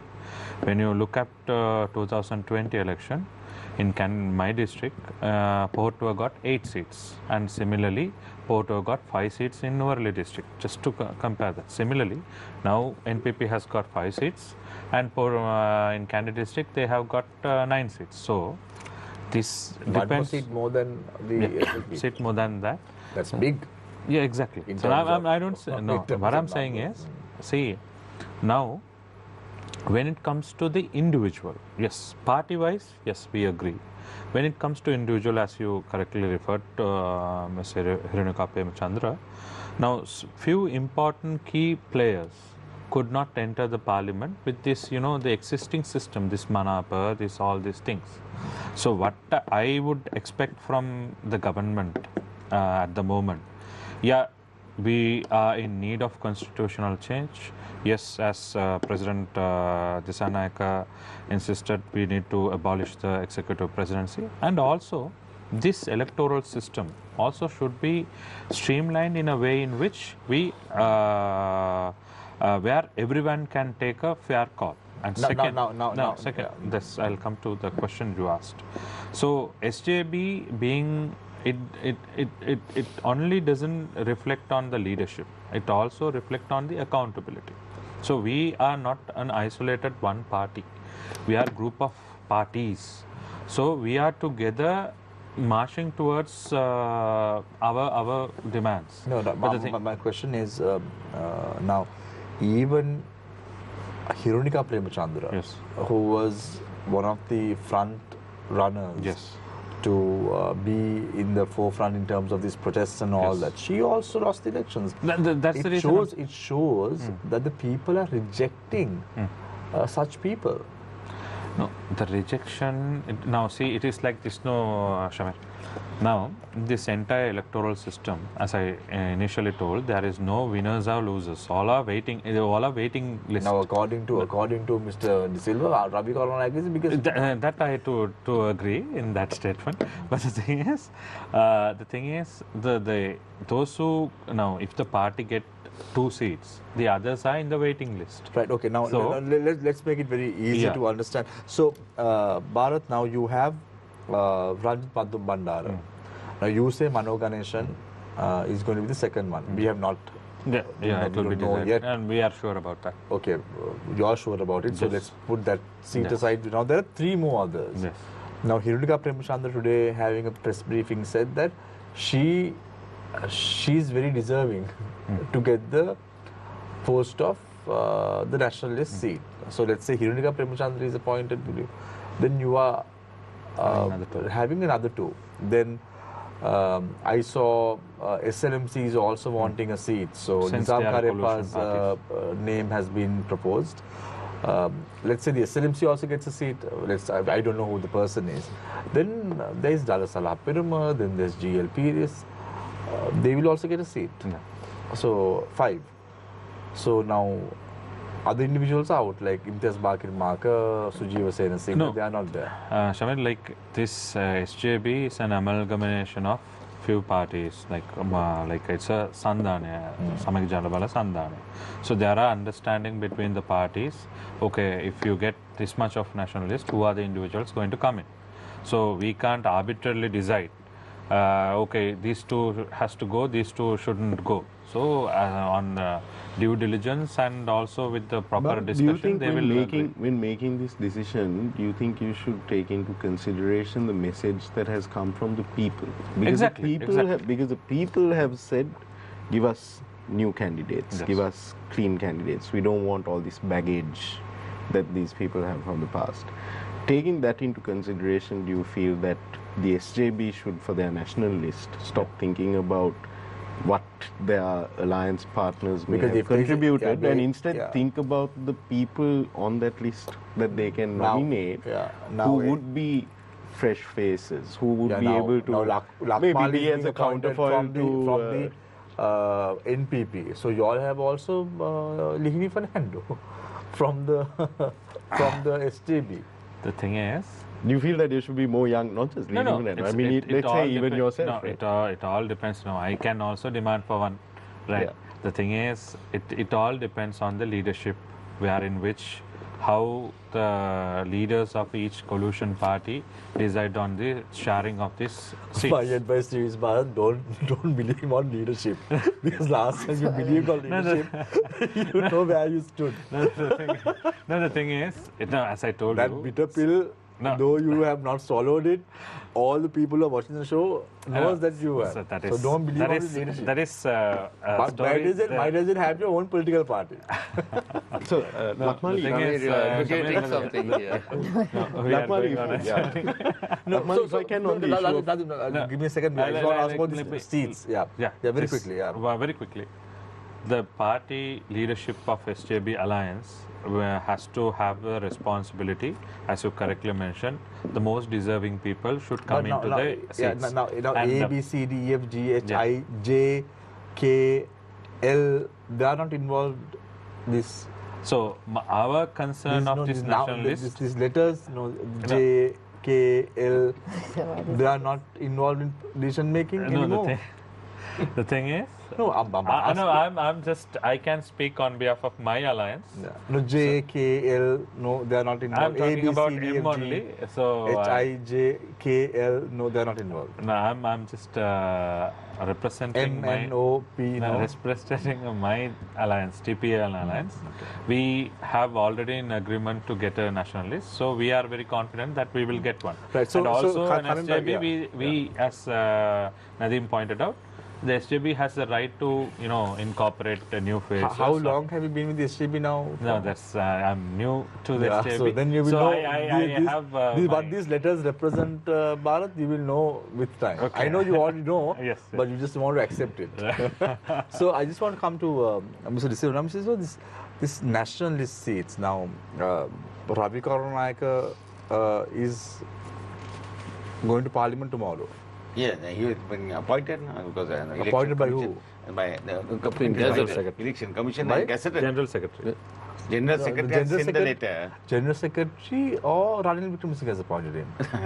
That of course you have to ask from them. No, I'm asking you. No, because, I am not. No, because you're as a lawyer, They are but you think- lawyer. I am not their No, lawyer. not their I'm a lawyer. lawyer, Yeah, but I'm not their lawyer. So I said, No, answer what do you to think? The question, Yeah, okay. the fortunate person is the person who had been appointed now. No. My question is not that. My question is, now Ravi Karunayaka's Yes. name has been gazetted, right? That's right. Yeah. That has been done by the General Secretary of the party. Party.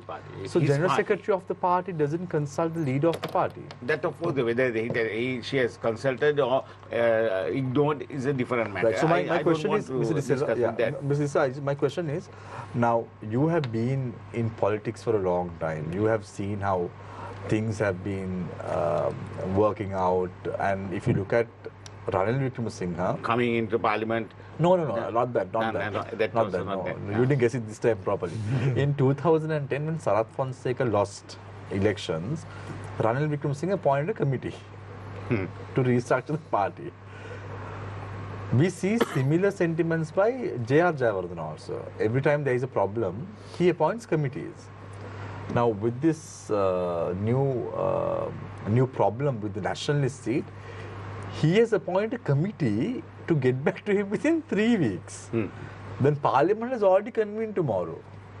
So, all these things that people are asking for, demanding for, is going to be thrown out of the window or put under the carpet. No, only thing is that is how we Now, how do you think? we answered the problems, because earlier you can remember when the central bank fraud was there, so he appointed a committee. That's how he's hiding things. That's right. So he sometimes, appointed and sometimes, Shamir, when you don't want to solve a problem, you appoint a committee. So that's what that is the Ranil Wickremesinghe easiest is doing. way of solving the problem. I hope that Mr. Dissanayake will not do that in future. Why would he Mr. solve the Dissanayake, problem? The UNP, that's not his problem at all. Mr. Dissanayake has not appointed a committee yet. In future, but when We are the very problem happy is about there, the status of yeah, the no, UNP. we are asking about Ranil Wickremesinghe. You are trying to tell me that Ranil Wickremesinghe, because he doesn't want to solve a problem, he appoints a committee. even Gotabaya Rajapaksa did it. No, I'm talking about Ranil Wickremesinghe. Don't talk about other people. No, Now, what Gotabaya I'm saying Rajapaksa is a failed leader, most of the Leaders, presidents, our the presidents. people who are governing, that's why I said Yeah. future we can't expect from him. But only thing is, we have the experience, Gotabaya Rajapaksa and then Ranil Wickremesinghe also did the same thing by appointing a committee, and But finally, nothing happened. happened. So this is also something like that. That's right. So who should be the second candidate now? Because they have two seats now. Mr. So in your opinion, who do you think? I can't give an opinion. This is up to them to No, decide. and now there is a notion, Mr. Silva, that everyone who wins an election, who loses an election, can come from the back That's door. right, Now, yeah. names of individuals like Kanchana Vijayasekara, who was the Matra district leader of the gas cylinder symbol, and who was one time Minister of Energy. Now he's trying to come from the back door as well. What is your his thing? name had been proposed. Yeah. that's What right. do you think about that? No, if they are going to appoint him as a parliamentarian, so I think it's good, and he had done something to the country. What has he done? But you are talking What has various he things. done? No, he has.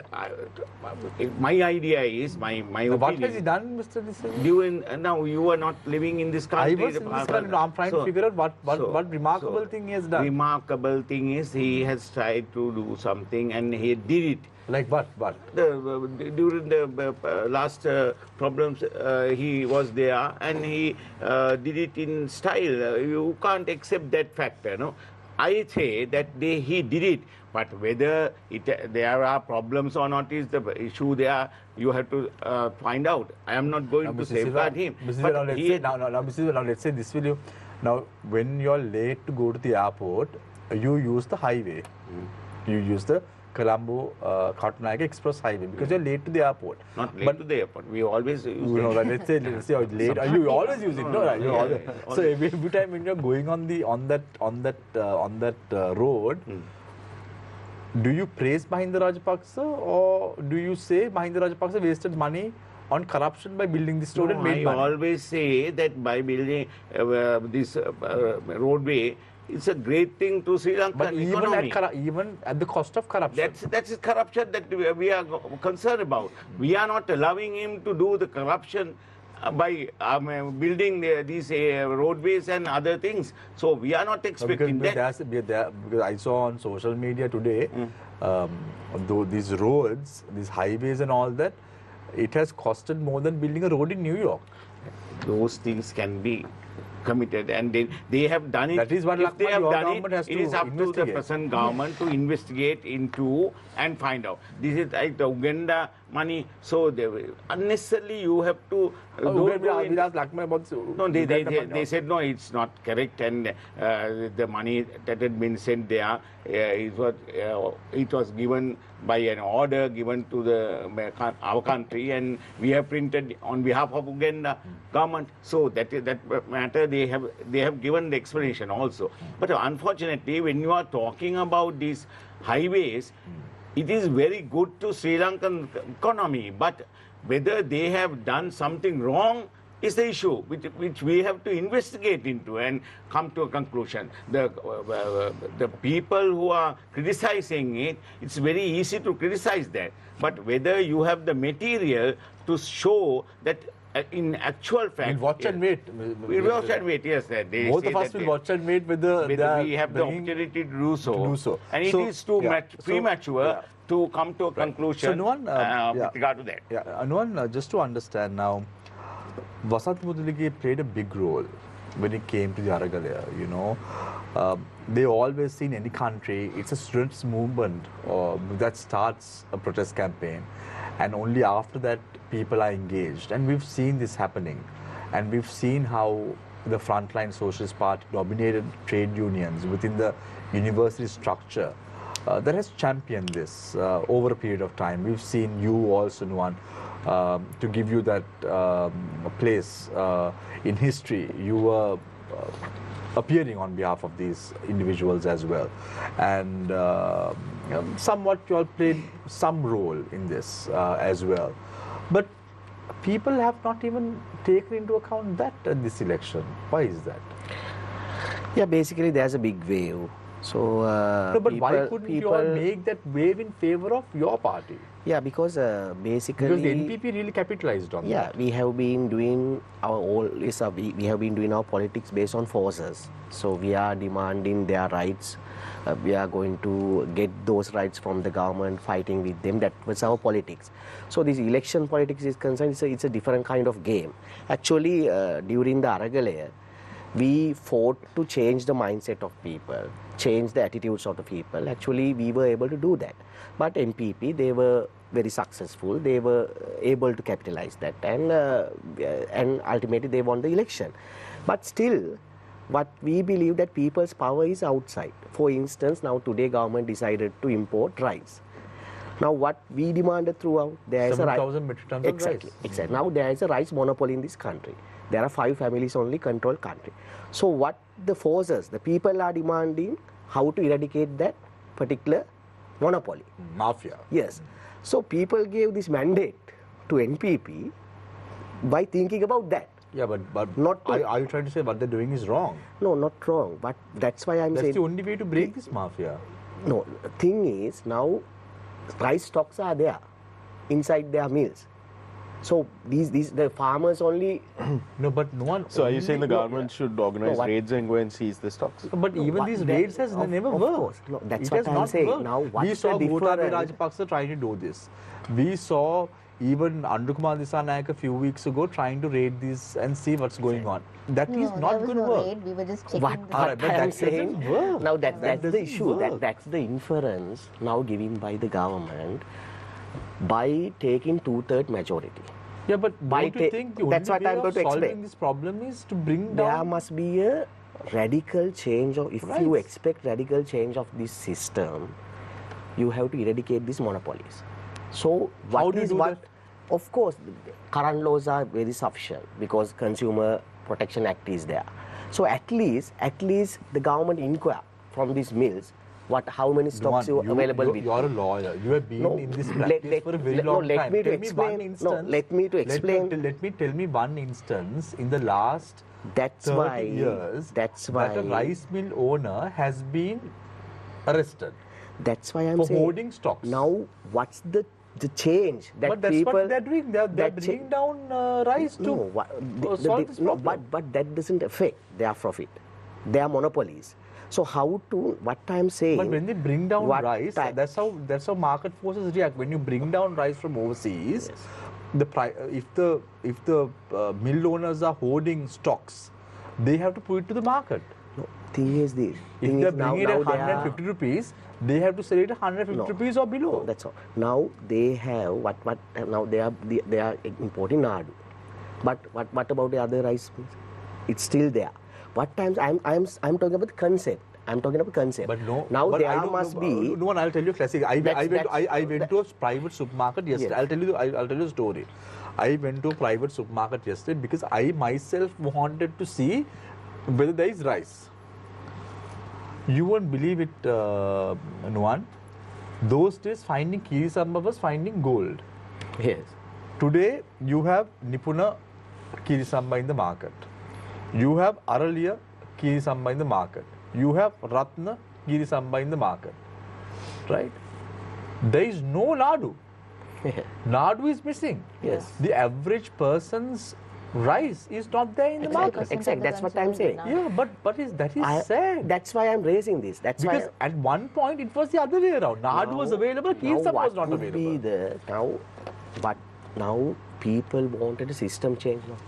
People But want they system. are automatically that's forcing. Why, no, they are that's why automatically forcing people to buy Kirisamba what at are 1,300 the rupees steps? 5 What are the kilos. steps you have been taken? Because farmers knows they have But stocks. they let them sort it out. We are not going to standing on that path. But this is demand. What we are demand. We like if they could change the system. We also wanted they're that. trying, no? That's what I'm saying. No, what we need, the inference is there throughout. They want to satisfy IMF. At the same time, they want to satisfy the workers. No, I don't want to talk about IMF, but I'm talking about rice. I'm coming one by one. Don't draw parallel. No. I am talking about rice. How would you sort out Of this course, crisis? first of all, what is the attempt you have taken? In terms of the Consumer Protection Authority Act, you can ask what are the stocks available with them. You can raid if necessary. So these laws are there. So at least that indication should be given first, because unless you completely eradicate these monopolies, this will continue. You can import to reduce the price, but that is not the solution people expect. That has been done previously as well. People wanted concrete solutions. That's why people changed they gave two-thirds power. So in future also, if they bring proper laws, if they can raid, and if they can through the state structure, what I want to say, This Consumer Affairs Act has been there in existence for a very long time. Yes. Tell me one rice mill owner that has been put behind bars based on this act. That's why people change completely this giving two-thirds power and completely given. But right now the need of the hour, Nuwan, is to make sure that there is rice availability in the market. What we are demanding, we have to go forward. Move forward. So what is the indication to take steps against them? Then what I want to suggest, now why people's power is very important. At the same time, you can't satisfy these monopolies and the farmers. At the same time, you can't satisfy IMF and the workers. At the same time, you can't satisfy multimillionaires of the society and the other workers. So they should consider about this fact. So they just telling we have to stabilize the economy, so wait and see, we will do in future. But that is not a proper answer. What we are saying, you have an opportunity with two-thirds power. People have given massive power. At least you have to bring forward. These are our fundamental concepts we are going to achieve. If you can very simply tell what exactly you want them to do, because we saw before the election, the week before the election, the president was on the sister program of Satana, and he said that one of the ways that we can combat this is the undoing me when in the panguak. We need to grab a share of the market. Yes. Right, and I assume that's what they're going to do by importing the rice, selling it through Sato. So this thing, the government gets into the marketplace and forces the mill owners to sell. You're saying that they should not do that? No, what I'm saying, now certain comments of the government, what they are saying, we have to protect these monopolies, at the same time farmers as well. We have never said we want to protect the monopolies. Even she also told some time back. So that what they are going to balance all these things. What we are saying, people's power is very important. No, I think what Lakmali, just for clarity, I think what Lakmali said was you can't. What I'm saying, Lakmali answer for Lakmali. Actually, we are answerable to people. We are addressing the people. Yeah. But we are addressing all the government. Now you can remember soon after Gotabaya Rajapaksa came to power, he went to the main street and got a call to this one of the monopoly holders and asking him to So that's very interesting to know. Nuwan, can I quickly mention? These kind of things were happened previously. Before Gotabaya came into power, there was, we know, one of the programs that was instituted was the Shakti Rice program that was being sold through Satosa and other things, right? Which empowered the small and medium mill owners so that they could compete with the big players. Yes. one of the first things that Gotabaya did after coming to power was he scrapped that program. Yeah. Do you think that that program should be reinstated?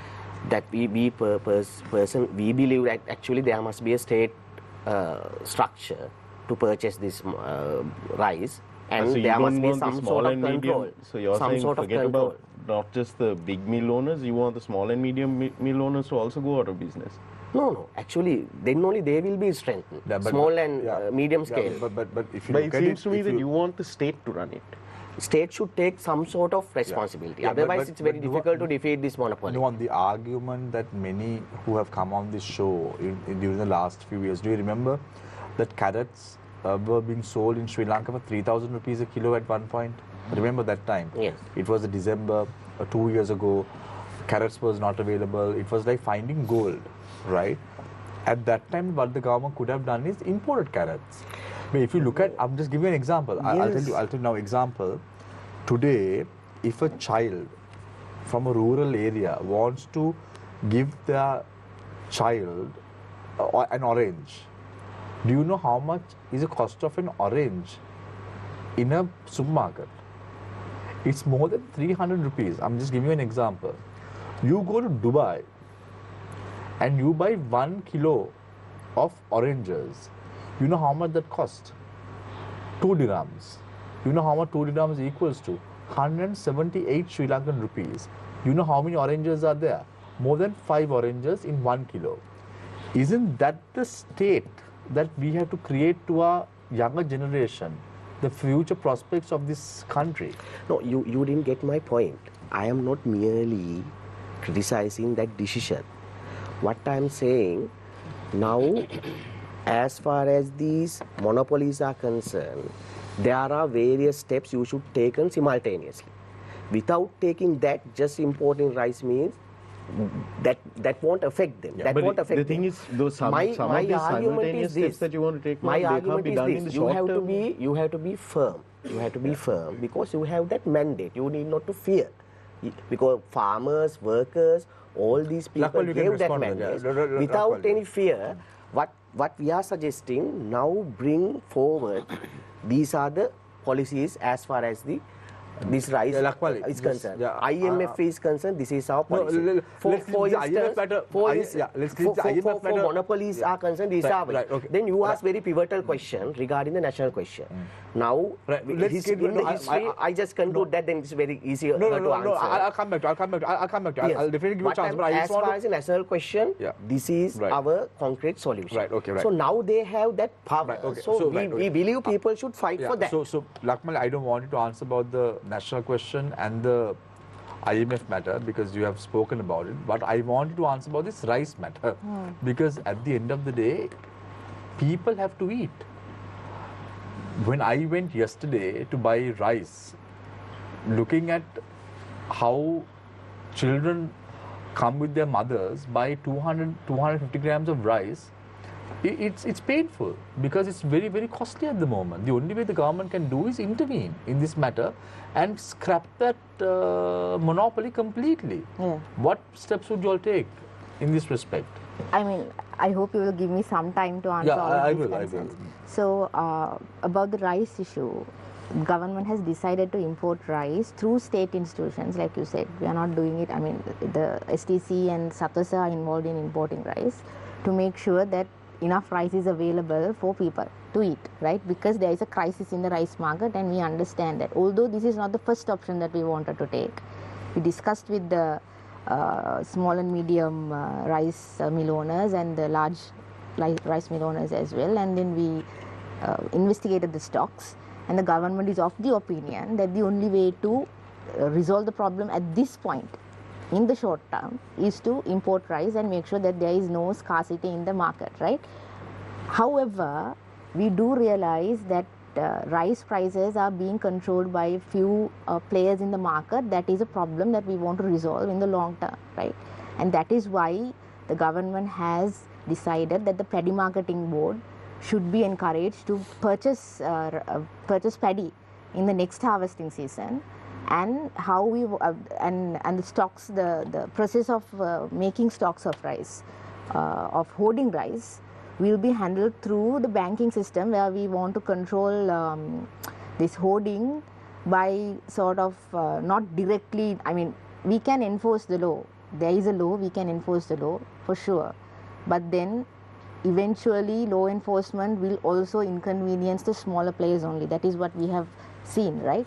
So we want to first create a situation where there is no scarcity, where the monopolies cannot sort of bargain with the government at the level that they are doing right now, right? So to do that, we want to make sure that paddy is available, that rice is available, and we are going to use the loan system that and the stocks registration system in the future to make sure that only the people who are willing to share information with the government what I don't understand is, Lakmali, right after Anukumar Dissanayake was appointed as the president of the country, a few days later, one of the rice mill owners hold a press conference. Yeah, that's his own doing. I mean, yeah, and then he goes on to say, I am here to support Anukumar Dissanayake. We are here to support Anukumar Dissanayake. As a result of that, we will give rice at this rate. Yeah, but they didn't. 3 weeks later, where are we? Yeah, they didn't. I mean, we are not depending on rice mill owners to reduce the price.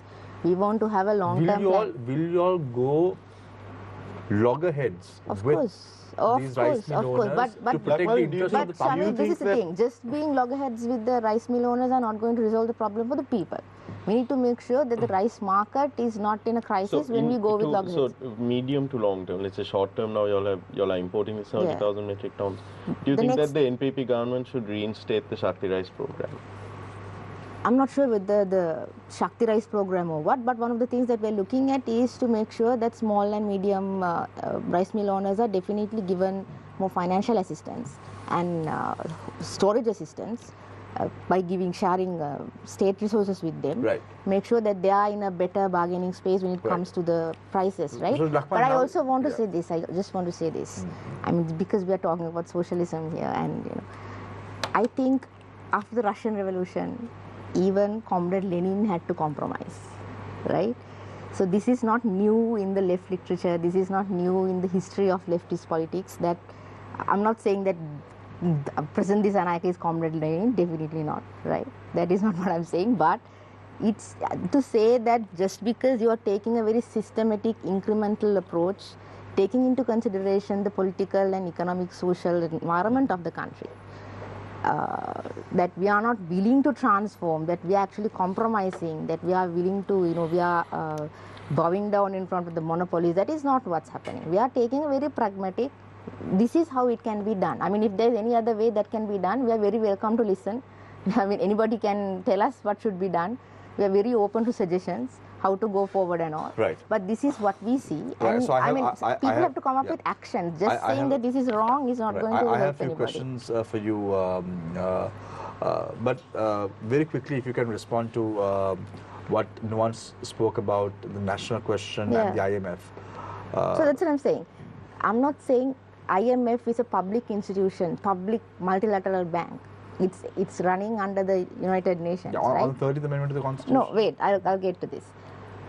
IMF has controlling, I mean, there are countries that control IMF, there are powers that control IMF, there are financing powers that control IMF. Everybody knows this is discussed enough in, not just in the leftist literature, this is discussed enough in, I think in political literature, it's there. It's in global political discussions, this is there, right?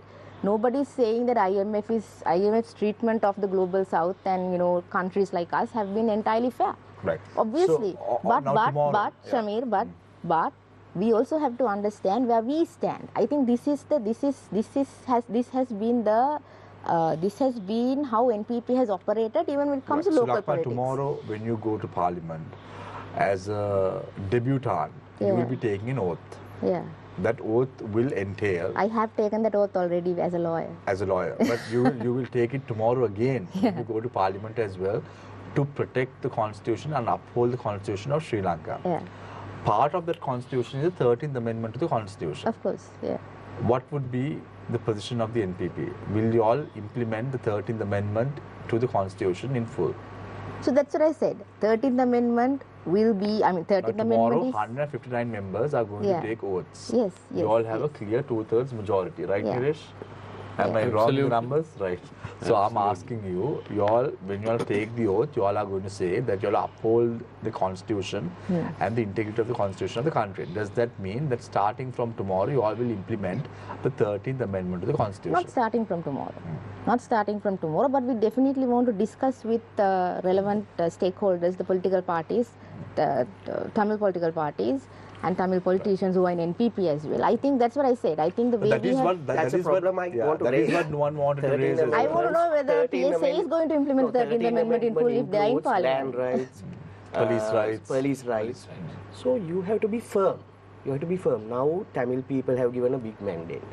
That is to fully implementation of the That 13th is what Amendment. Nuwan is trying to tell So you. you Lakmali. can't just be shake here and there No, we to have- satisfy we have- majoritarian we are going to- idea. no, we have to not done that. satisfy. Please, So why Tamil people have even voted I'm with not, NPP. Now even Lakmali's question is she can't tell it directly. No, that's not what I said. No, just tell we are going to fully Is implement the PSA 13th going to Amendment. do that? Fully implement the 13th Amendment with land rights and police rights? So I am asking whether you are No, implementing. is PSA going to do that is what I'm asking. We are going forward. We are more. So we are also more- going forward. 13 plus. Not yeah. We are also going plus. We forward. suggesting. They're going These are like 13 months. These are like 13 news They're of my going ears. I 26. think 13 5 13 times. Not 13 plus, Rasul. We discussed previously what we suggested. More radical solution, giving self That's what we have ruling also said. territories to Tamil. But their manifesto said just to have the provincial council election in their manifesto. I can go through. No, we have Yes. suggested What I'm self-governance. asking, of course, that's very good. Now Tamil people gave that mandate to them. Even Jaffna, historical victory. So still they can't firmly tell we are going to fully implement the 13th Amendment. We are going to implement IMF our is concerned, that manifesto. is their position. Monopolies are concerned, that is their position. Right. Dasher question is everything is shaking. No, it's but not shaking, why it's we not are? That's why we are asking people. We have to be mindful that mandate is very good. Be firm. Right. We are going always to fight implement the because mandate. otherwise, Right. like previous government, nothing firmly nothing. So but they are Lakmali, saying. in Nuwan's defense, people are watching you all Of course, now. yeah. Because so you're representing the government today. That's why when we started the show, I said. I'm not just a representative of the government, Yeah, Shamir. I yeah. have been in all of these campaigns. Yes, so I we- represent those campaigns so as we- well. we- It is we- my job to make sure that absolutely. the government does Yes, that. so we are looking forward Yes, for you all to definitely. take action and take progressive steps on this. But one final question for you, because I know a lot of questions were raised to you, because now a lot of people want to know exactly what your policies and all that are. Will you revise the tax-free slab to rupees 200,000 and tax fares to reduce to 24%? So this is something that we're discussing with the IMF at the moment, right? Because that was the mandate that we got. And President Disanayaka has asked IMF when he met with the IMF very recently, I think But this 2 was days ago. discussed by you all even at political fora. Yes, Chakra yes, Kabir we Singh have, is we have. speaking This is about what it we as want well. to do. This is and what we want to people in the middle class who voted for you all want this happening as Yes, well, definitely. including This including individuals like Actually, us. who would love Lakmali, to can see I it taxed just at very 24%. quickly, I'll add to that question, you can answer that as well, because I think we're running out of time as well. Under the previous administration, one of the things is that every citizen over the age of 18 must register for a tax identification number, the TIN. That has not happened. Most people haven't either, they're unaware of the system, they don't know how to go online and register, etc., maybe elderly, etc. The deadline now for submitting the return is also the end of this month. So there's also already a whole bunch of people who haven't even registered for the TIN, let alone submit the tax return. I'm not asking about reducing the tax. Will the NPP prosecute the people who haven't done this, who There's no haven't plan to registered do for the that. TIN and who haven't There is submitted no their plan to return? do that, because I think that implementation process was very faulty. That decision making was really, I mean, you have to make decisions which are actionable and which can be implemented, right? But So that when is you the make law decisions- that has been, I mean, True, it's been true, it's laid a law, down. it's a People law. like It's a Mr. law. De Silva must be paying millions in. I mean, there are several tax leakages that we have already identified in the system, right? We want to reform the revenue administration. And But you all have make also sure said that you won't interfere with public administration. There won't be any political. No, I will go if the into- IRD decides to prosecute people who Yeah, very haven't quickly, That's registered up to and the have this IRD. thing, That's up to the IRD. will the political authorities stop the IRD from doing it? Then you'll have to see how how people react to that. Like Mr. Bopage was saying, people have to speak at that Right. point. No. Right? So my question is, would you all increase the threshold to 200,000 and bring down the taxes by 24%? That is what we are at the moment, because that was Thinking. the mandate that was given to us, right? This is why we have requested the IMF. Even if the IMF says no, you all will go ahead and do it. That's what, if IMF say no, what would be the solution? Let's discuss. We are not at a point where IMF Discuss has for another said 5 no. years. No, we are not at a point No, where but no IMF one has a has point said now. no. I am going to discuss for the next 5 years. No. The IMF program is only up to 2027, right? We are not. We are discussing this with the IMF right now, and it's in the interest of those discussions that I don't make this. Right. So one final question. Promise you, Lakmali, one final question, and then you can we can wrap up from Barath. I have one question. Yes, you have one question. Yes. Now, since the NPP government has given by the mandate, as you correctly pointed out, not by ethnic ratio but as a national aspect, what is your stand on our biggest demand on the land rights? So, does the government or the president will ensure that our people, like I think nearly 176,000 upcountry Tamil people, still live in line rooms? So with the big expectation, they have given the right to yours. Yes. So do you ensure that every single individual who are living in the estate without a house will get a 10 purchase of land? I'm not going to say 10 purchase of land, Okay. right? But Why it's not 10 purchase of land? because that's not Last year, we have given for the housing purposes 10 purchase of land. That's true. That's your government, right? Yeah. But what I They want. can change. What Yeah, I'm saying is, I hope the it does housing not, issue and the reduce. land right issue It of might the be Malaya more. Tamil people. Yeah, maybe yes. Yeah, that it might be more, and it might be. I mean, It could be less also. no, the issue is well recognized, right? This is a historic issue that has. This is not even an issue that we should be discussing at this point. So, and No, I we hope. just thought like when the people are watching it. Land So- rights of the Malaya Tamil, the fact that they have a right to this land is a very serious concern for us, right? Yeah. And it will be, there will be a program to make sure that land distribution is fair. And on the issue of land, the land issue of the northern Tamils, right? So we have already said that we want to release land that is sort of forcibly held by the government at this point, because there is no reason to do that, and we have taken steps to gradually do that. And same is with, it's not the same issue with the Malaya Tamil people, but we also want to make sure that the housing issue and the land issue of the Malaya Tamil people is resolved. I mean, we have to, this will take some time. I'm not saying we can do it overnight with passing one law, right? But now you all can pass laws also. Yes, This no, sounds- that's what I was- To the detriment of the government, we can. No, we don't want to do just, that. Not to interrupt your answer, but the thing is, Very quickly, Barath. We have already in the last Bharat, you all have government. done so much in the CWC and you left that party now. No, let me finish that question. No? Shamir, you're never going to allow this. No, that story is twisting, no? lot of So Bharat, now you're saying your government, your government last year was CWC. That's what I'm just coming to say. That yeah. That's okay. And they have done so much of work and you have left them. No, that's Previously, okay. You when can I do was what you want there, to do. like we did And you have some. made the right choice also, I think. I mean, you're not letting him speak at this point. When we managed to prepare nearly 700 plus deeds, legal deeds, not like just namesake deeds. So likewise, what do we expect from the present government also? If ensuring now the northern, as you pointed out, the northern land issue and our land issue is different. completely different. I'm Definitely, sure yeah. that you are aware about that. But when it comes to distributing land, we are not asking on this, just give land without, we are asking, there are a lot of reasons for us to ask for a piece of land. So on that context, there is already established program. So no need to start from the scratch. So you can refer to the secretaries and understand. Yeah, the we will. program. I just want to say that the fact that this historical injustice that has been done to the Malaya Tamil people, on the fact that I don't think this is not a coincidence. The fact that only Malaya Tamil people don't have a right to land in this country, it's a historical process that has been perpetuated, right? And we want to end that. We want to make sure that there is racism playing into it, there is discrimination playing into it, there is, there are so many political interests playing into it. The mandate that we have is to act for system change. Right. We want to make sure that this is definitely part of that.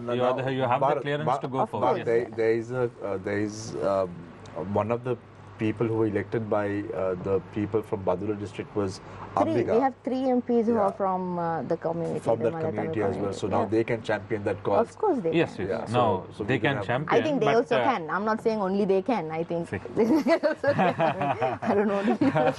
Right. So I have a question for you, Lakmali. Now, Lakmali, you have individuals. One final question, yeah. Understand here, yes.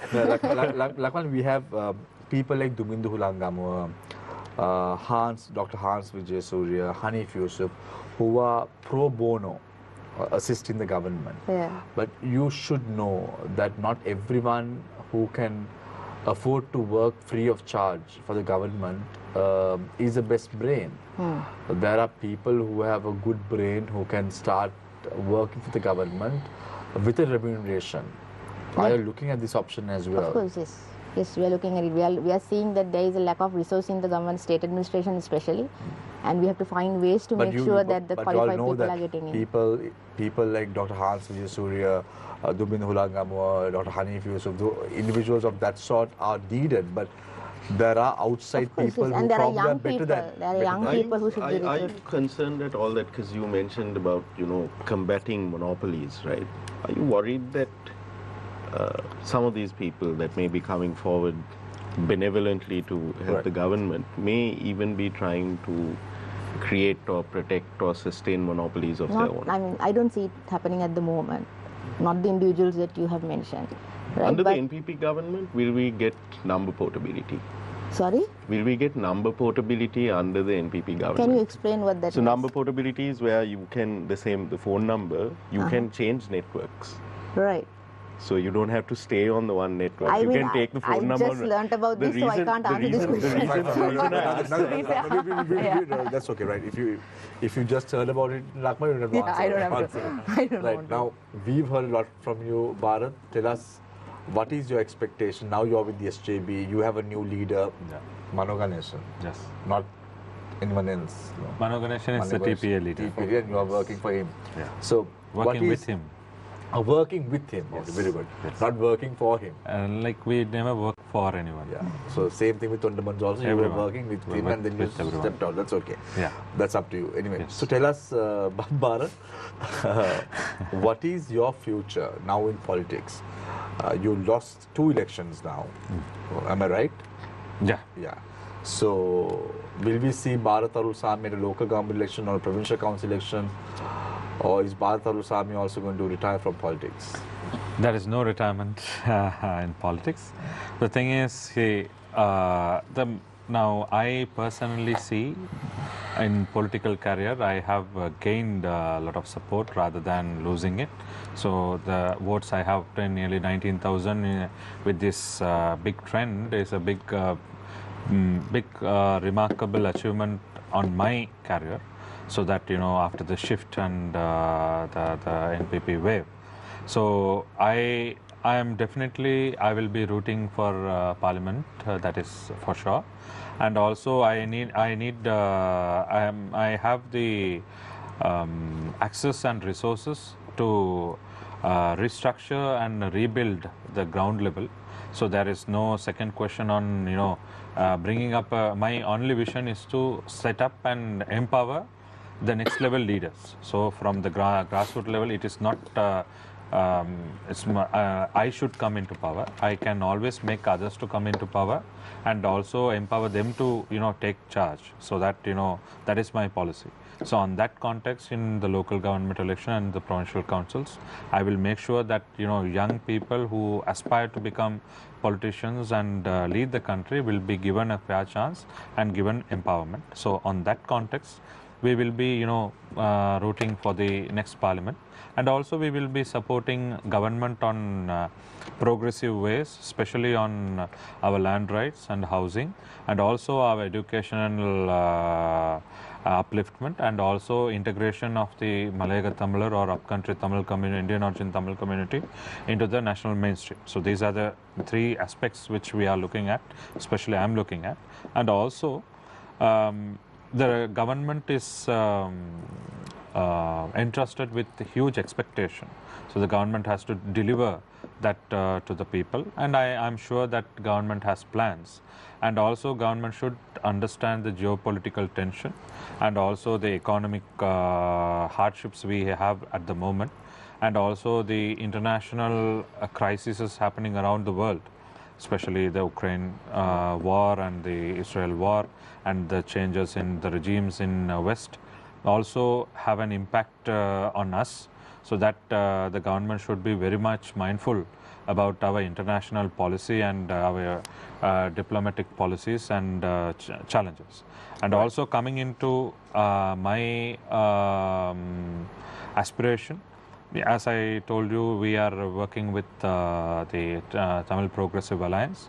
I am sure that it will be a fresh start for me as a young politician who can just to start with from the local government, not by contesting though, but empowering others to contest. And also the mandate which the Tamil people have given, right, and the Kandy district people have given in Kandy district is a big achievement for me. So I will continue to serve the people not only in Kandy district but also island-wide in a nationalistic way. Right. Thank you very much, Barath, Arullsamy. Yeah, of course, what we want to tell to the people of this country, the general election, in general election, people gave a very strong message. People have taken a very brave decision to change the political party, refusing all the previous political parties, and they gave massive mandate to the NPP. What was the expectation? What was the aspiration? Working class, they mainly believed their salary issues are there, at the same time tax issues are there, so therefore this government will resolve that. Farmers verily believe that this government will annihilate monopolies. Workers actually wanted to get rid from these particular certain reforms, especially we know what happened to EPF, ETF in this country because of the IMF things. At the same time, the students believe that there won't be a privatization of education. Health sector, the other people believe that there won't be a privatization of health. But we respect that aspiration. But the inference now coming to the forward is, still this destiny is in the hand of, people's destiny in the hand of IMF. Still people has to rely upon monopolies. Still, even today, what the inference I got, we are going to discuss with them, we are going to satisfy monopolies, we are going to satisfy IMF as well. Simultaneously, they want to satisfy all these segments of the society. So that is not a good message. That's why what we are asking from the people, even though you have given 2/3 majority, you can't just sit and wait. You can't go to another deep slumber. You can't do that because that has happened previously. So we have to fight for your aspiration.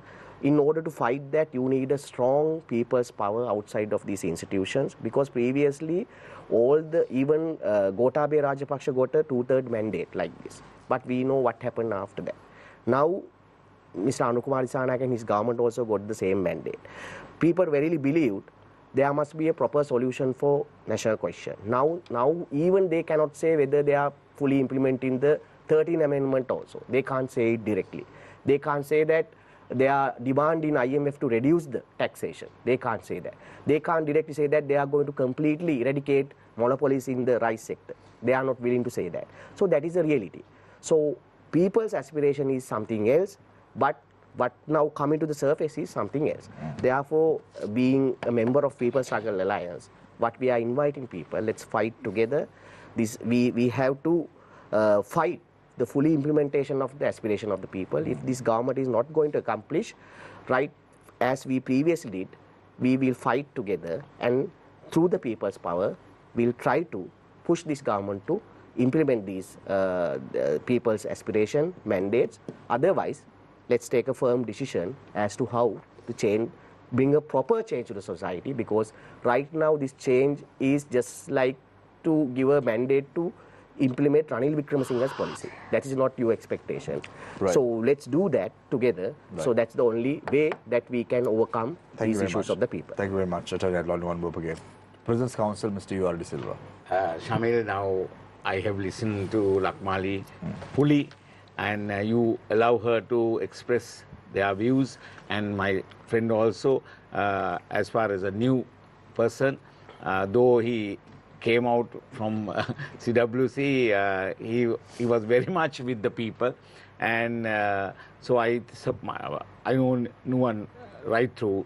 So what I say is, we are concerned about the country. So now new government has been appointed. They are being given the opportunity to work hard. It is too premature to come to conclusions. We are asking several questions. Are you doing this and that? So at this very juncture, they can't give a proper answer for that. They have to discuss and see what actually happened inside the country, what are the things that the earlier people have done. So they have to come out with solution immediately, which we will give time for them to come out. But the important factor, Shamir, if they are going to work with government servants, they have to change their attitudes. I have been working with them in the Western Province. I know very well the government servants, they want everything to their satisfaction, but delivering things to the government or to the country, they are very reluctant. So if the government, present government is not going to change their attitudes and work them hard, they are not in a position to get the benefit and then go forward. Right. So that is very important, and if they are going to change their attitudes and work with them, I think they will be successful. Right. We are watching whether they are doing it successfully. Thank you very much, Mr. U.R.D. Silva, President's Counsel. I now move my attention towards Attorney at Law, Lakmali Hemachandra from the NPP. I think I also agree that people need a fighter, right? I think the fighter is the government. I think we have already who is in power right now are the people who have been fighting with the people all these years. President Dissanayaka has been fighting with people for 35 years, right? We have been fighting so many corruption, economic injustice, social injustice, racial injustice. We have been fighting these things for decades with the people, right? This mandate that is given by the people, 159 seats in the parliament, we do not take this lightly. I think this is a serious mandate. This is a very aspirational mandate, and people are expecting a lot from the government, and we are also expecting a lot from ourselves, right? As a government, we want to deliver. That is what we have to, like, from the outset, that is what we want to say, that we want to deliver, that we are fighting with the people. We are not fighting against the people. We are not trying to compromise. We are not to give this idea that government is trying to continue the same program that Ranil Wickremesinghe has been doing. I think even Ranil Wickremesinghe disagrees with this statement. He has been continuously saying that his program is jeopardized, that we are not continuing with this, we are not continuing with that. That has been the rhetoric from the NDF, and even I think SJB has been saying that there will be economic collapse if the NPP government comes into power, right? So the fighter is in the government, and I think any fight to win should have a proper strategy, should have a long-term plan, should have a step-by-step approach towards how to gain the victories towards the people without hurting them, without hurting the society, without putting them into further danger, right? And NPP government wants to act on the mandate with anybody that we discuss, whether it's the rice monopoly, whether it's the IMF, whether it's foreign countries, whether it's, whoever we discuss it with, the basis of that discussion is the mandate, because we are representatives of the people, right? So I want to reiterate, the fighter is in the government, right? I do not see any fight outside of the government. I think people who are destroying the country outside of the government now, they are chased out of the government. And this mandate is a very, I don't think this is not a wave as some people say, right? This is a very well thought out. It's not easy to vote with NPP, I have to say. People have taken a serious decision, a risky decision, and we intend to respect that decision and not fail them. That's what we want to do, and I hope, my commitment is not to fail them. Yeah. Right, thank you very much, Attorney at Law Lakmali Hemachandra. We are all very proud, Lakmali, you being the only female from the national list of the NPP. And we've seen you grow, right, Niresh, over the last few years on Face the Nation as well. And it's nice to see someone who we know is now in Parliament. Yeah. And looking forward to having you constantly on the show to defend. Not too constantly. To defend. To explain. To explain and defend the party's position when we have opposition. So, Lakmali, thank you very much for joining us this evening. How can I forget you, Mr. De Silva, President's Council. Usually, Mr. De Silva, you're always against my thoughts and all that. But today, you are somewhat in agreement with me. So you've also changed with the new government change as well. So that's very progressive. But Mr. De Silva, thank you very much. You've been very vociferous throughout the years over whatever government has been in power. Thank you very much for joining us this evening on the show as well. Attorney Nuwan Bopage, nice to have you on the show. We tried our best to give you all a voice on many shows, right, Niresh, on Face to Face, Face the Nation, to Certainly give a we did, voice to your party. But ultimately, the people have to make the right choice, and they have to be the final judging. I think, Shamir, many of the smaller parties got a voice On Face the Nation and Face to Face as well, including Absolutely. People's Platform. So we've done our part. Now it's up to you, even though you're not in government, to be that beacon of hope. If there is something that is not being done by the government, we always expect you to participate constantly on the show as well. Thank you very much, Nuwan, for joining us this evening.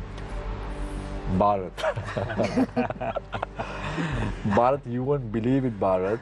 When you crossed over, how many times I pressed Niresh to get you on the show to ask you about this bitter pill that I said and you didn't agree. But it's nice to have you back on the saddle. We all thought that you wouldn't be with any political party right after whatever happened. We all know what happened with the CWC, but nice to see you back in politics. Nice to see you as a formidable force. One last question. Do you still agree with me, or you don't want to have that bitter pill? Let the pill stay. Shamir, I think you were both elated and shattered. No, because I told Barath, when I said, I remember, Niresh, I said, I told Barath, can Barath Arullsamy become the leader of the CWC one day? And Barath told me He might still he do might. so. He said he might still do so. He might. But, You never but know. he told me at that He's a point, very young politician. Shamir, I'm the vice president. I have been given a chance. I will be given a chance by the party. Look at what that party did. Anyway, let the people decide, Barath. It's politics. It's Shamir, politics. fine. There are no enemies and friends in politics, right, Niresh? But thank you very much, Niresh Nizami, Consultant Director at Newsfirst. Thank you very much, Nadeem Majid, independent journalist, for joining us this evening on Face the Nation. Thank you very much for joining us and posing questions to our panelists on the number 07665655353. I wasn't able to take most of your questions because most of your questions came in the form of comments, thoughts. So next time when you are posing a question, be very direct and as short as possible so we can direct it to the panelists who are on the show. I leave you tonight with the quote as I always do, but this time I thought I will just, because Lakmali is also here, say something in reference to President Andrew Kumar Dissanayake and what he should do for the sake of the people. Do not follow where the path may lead. Go instead where there is no path and leave a trail. Take care and good night.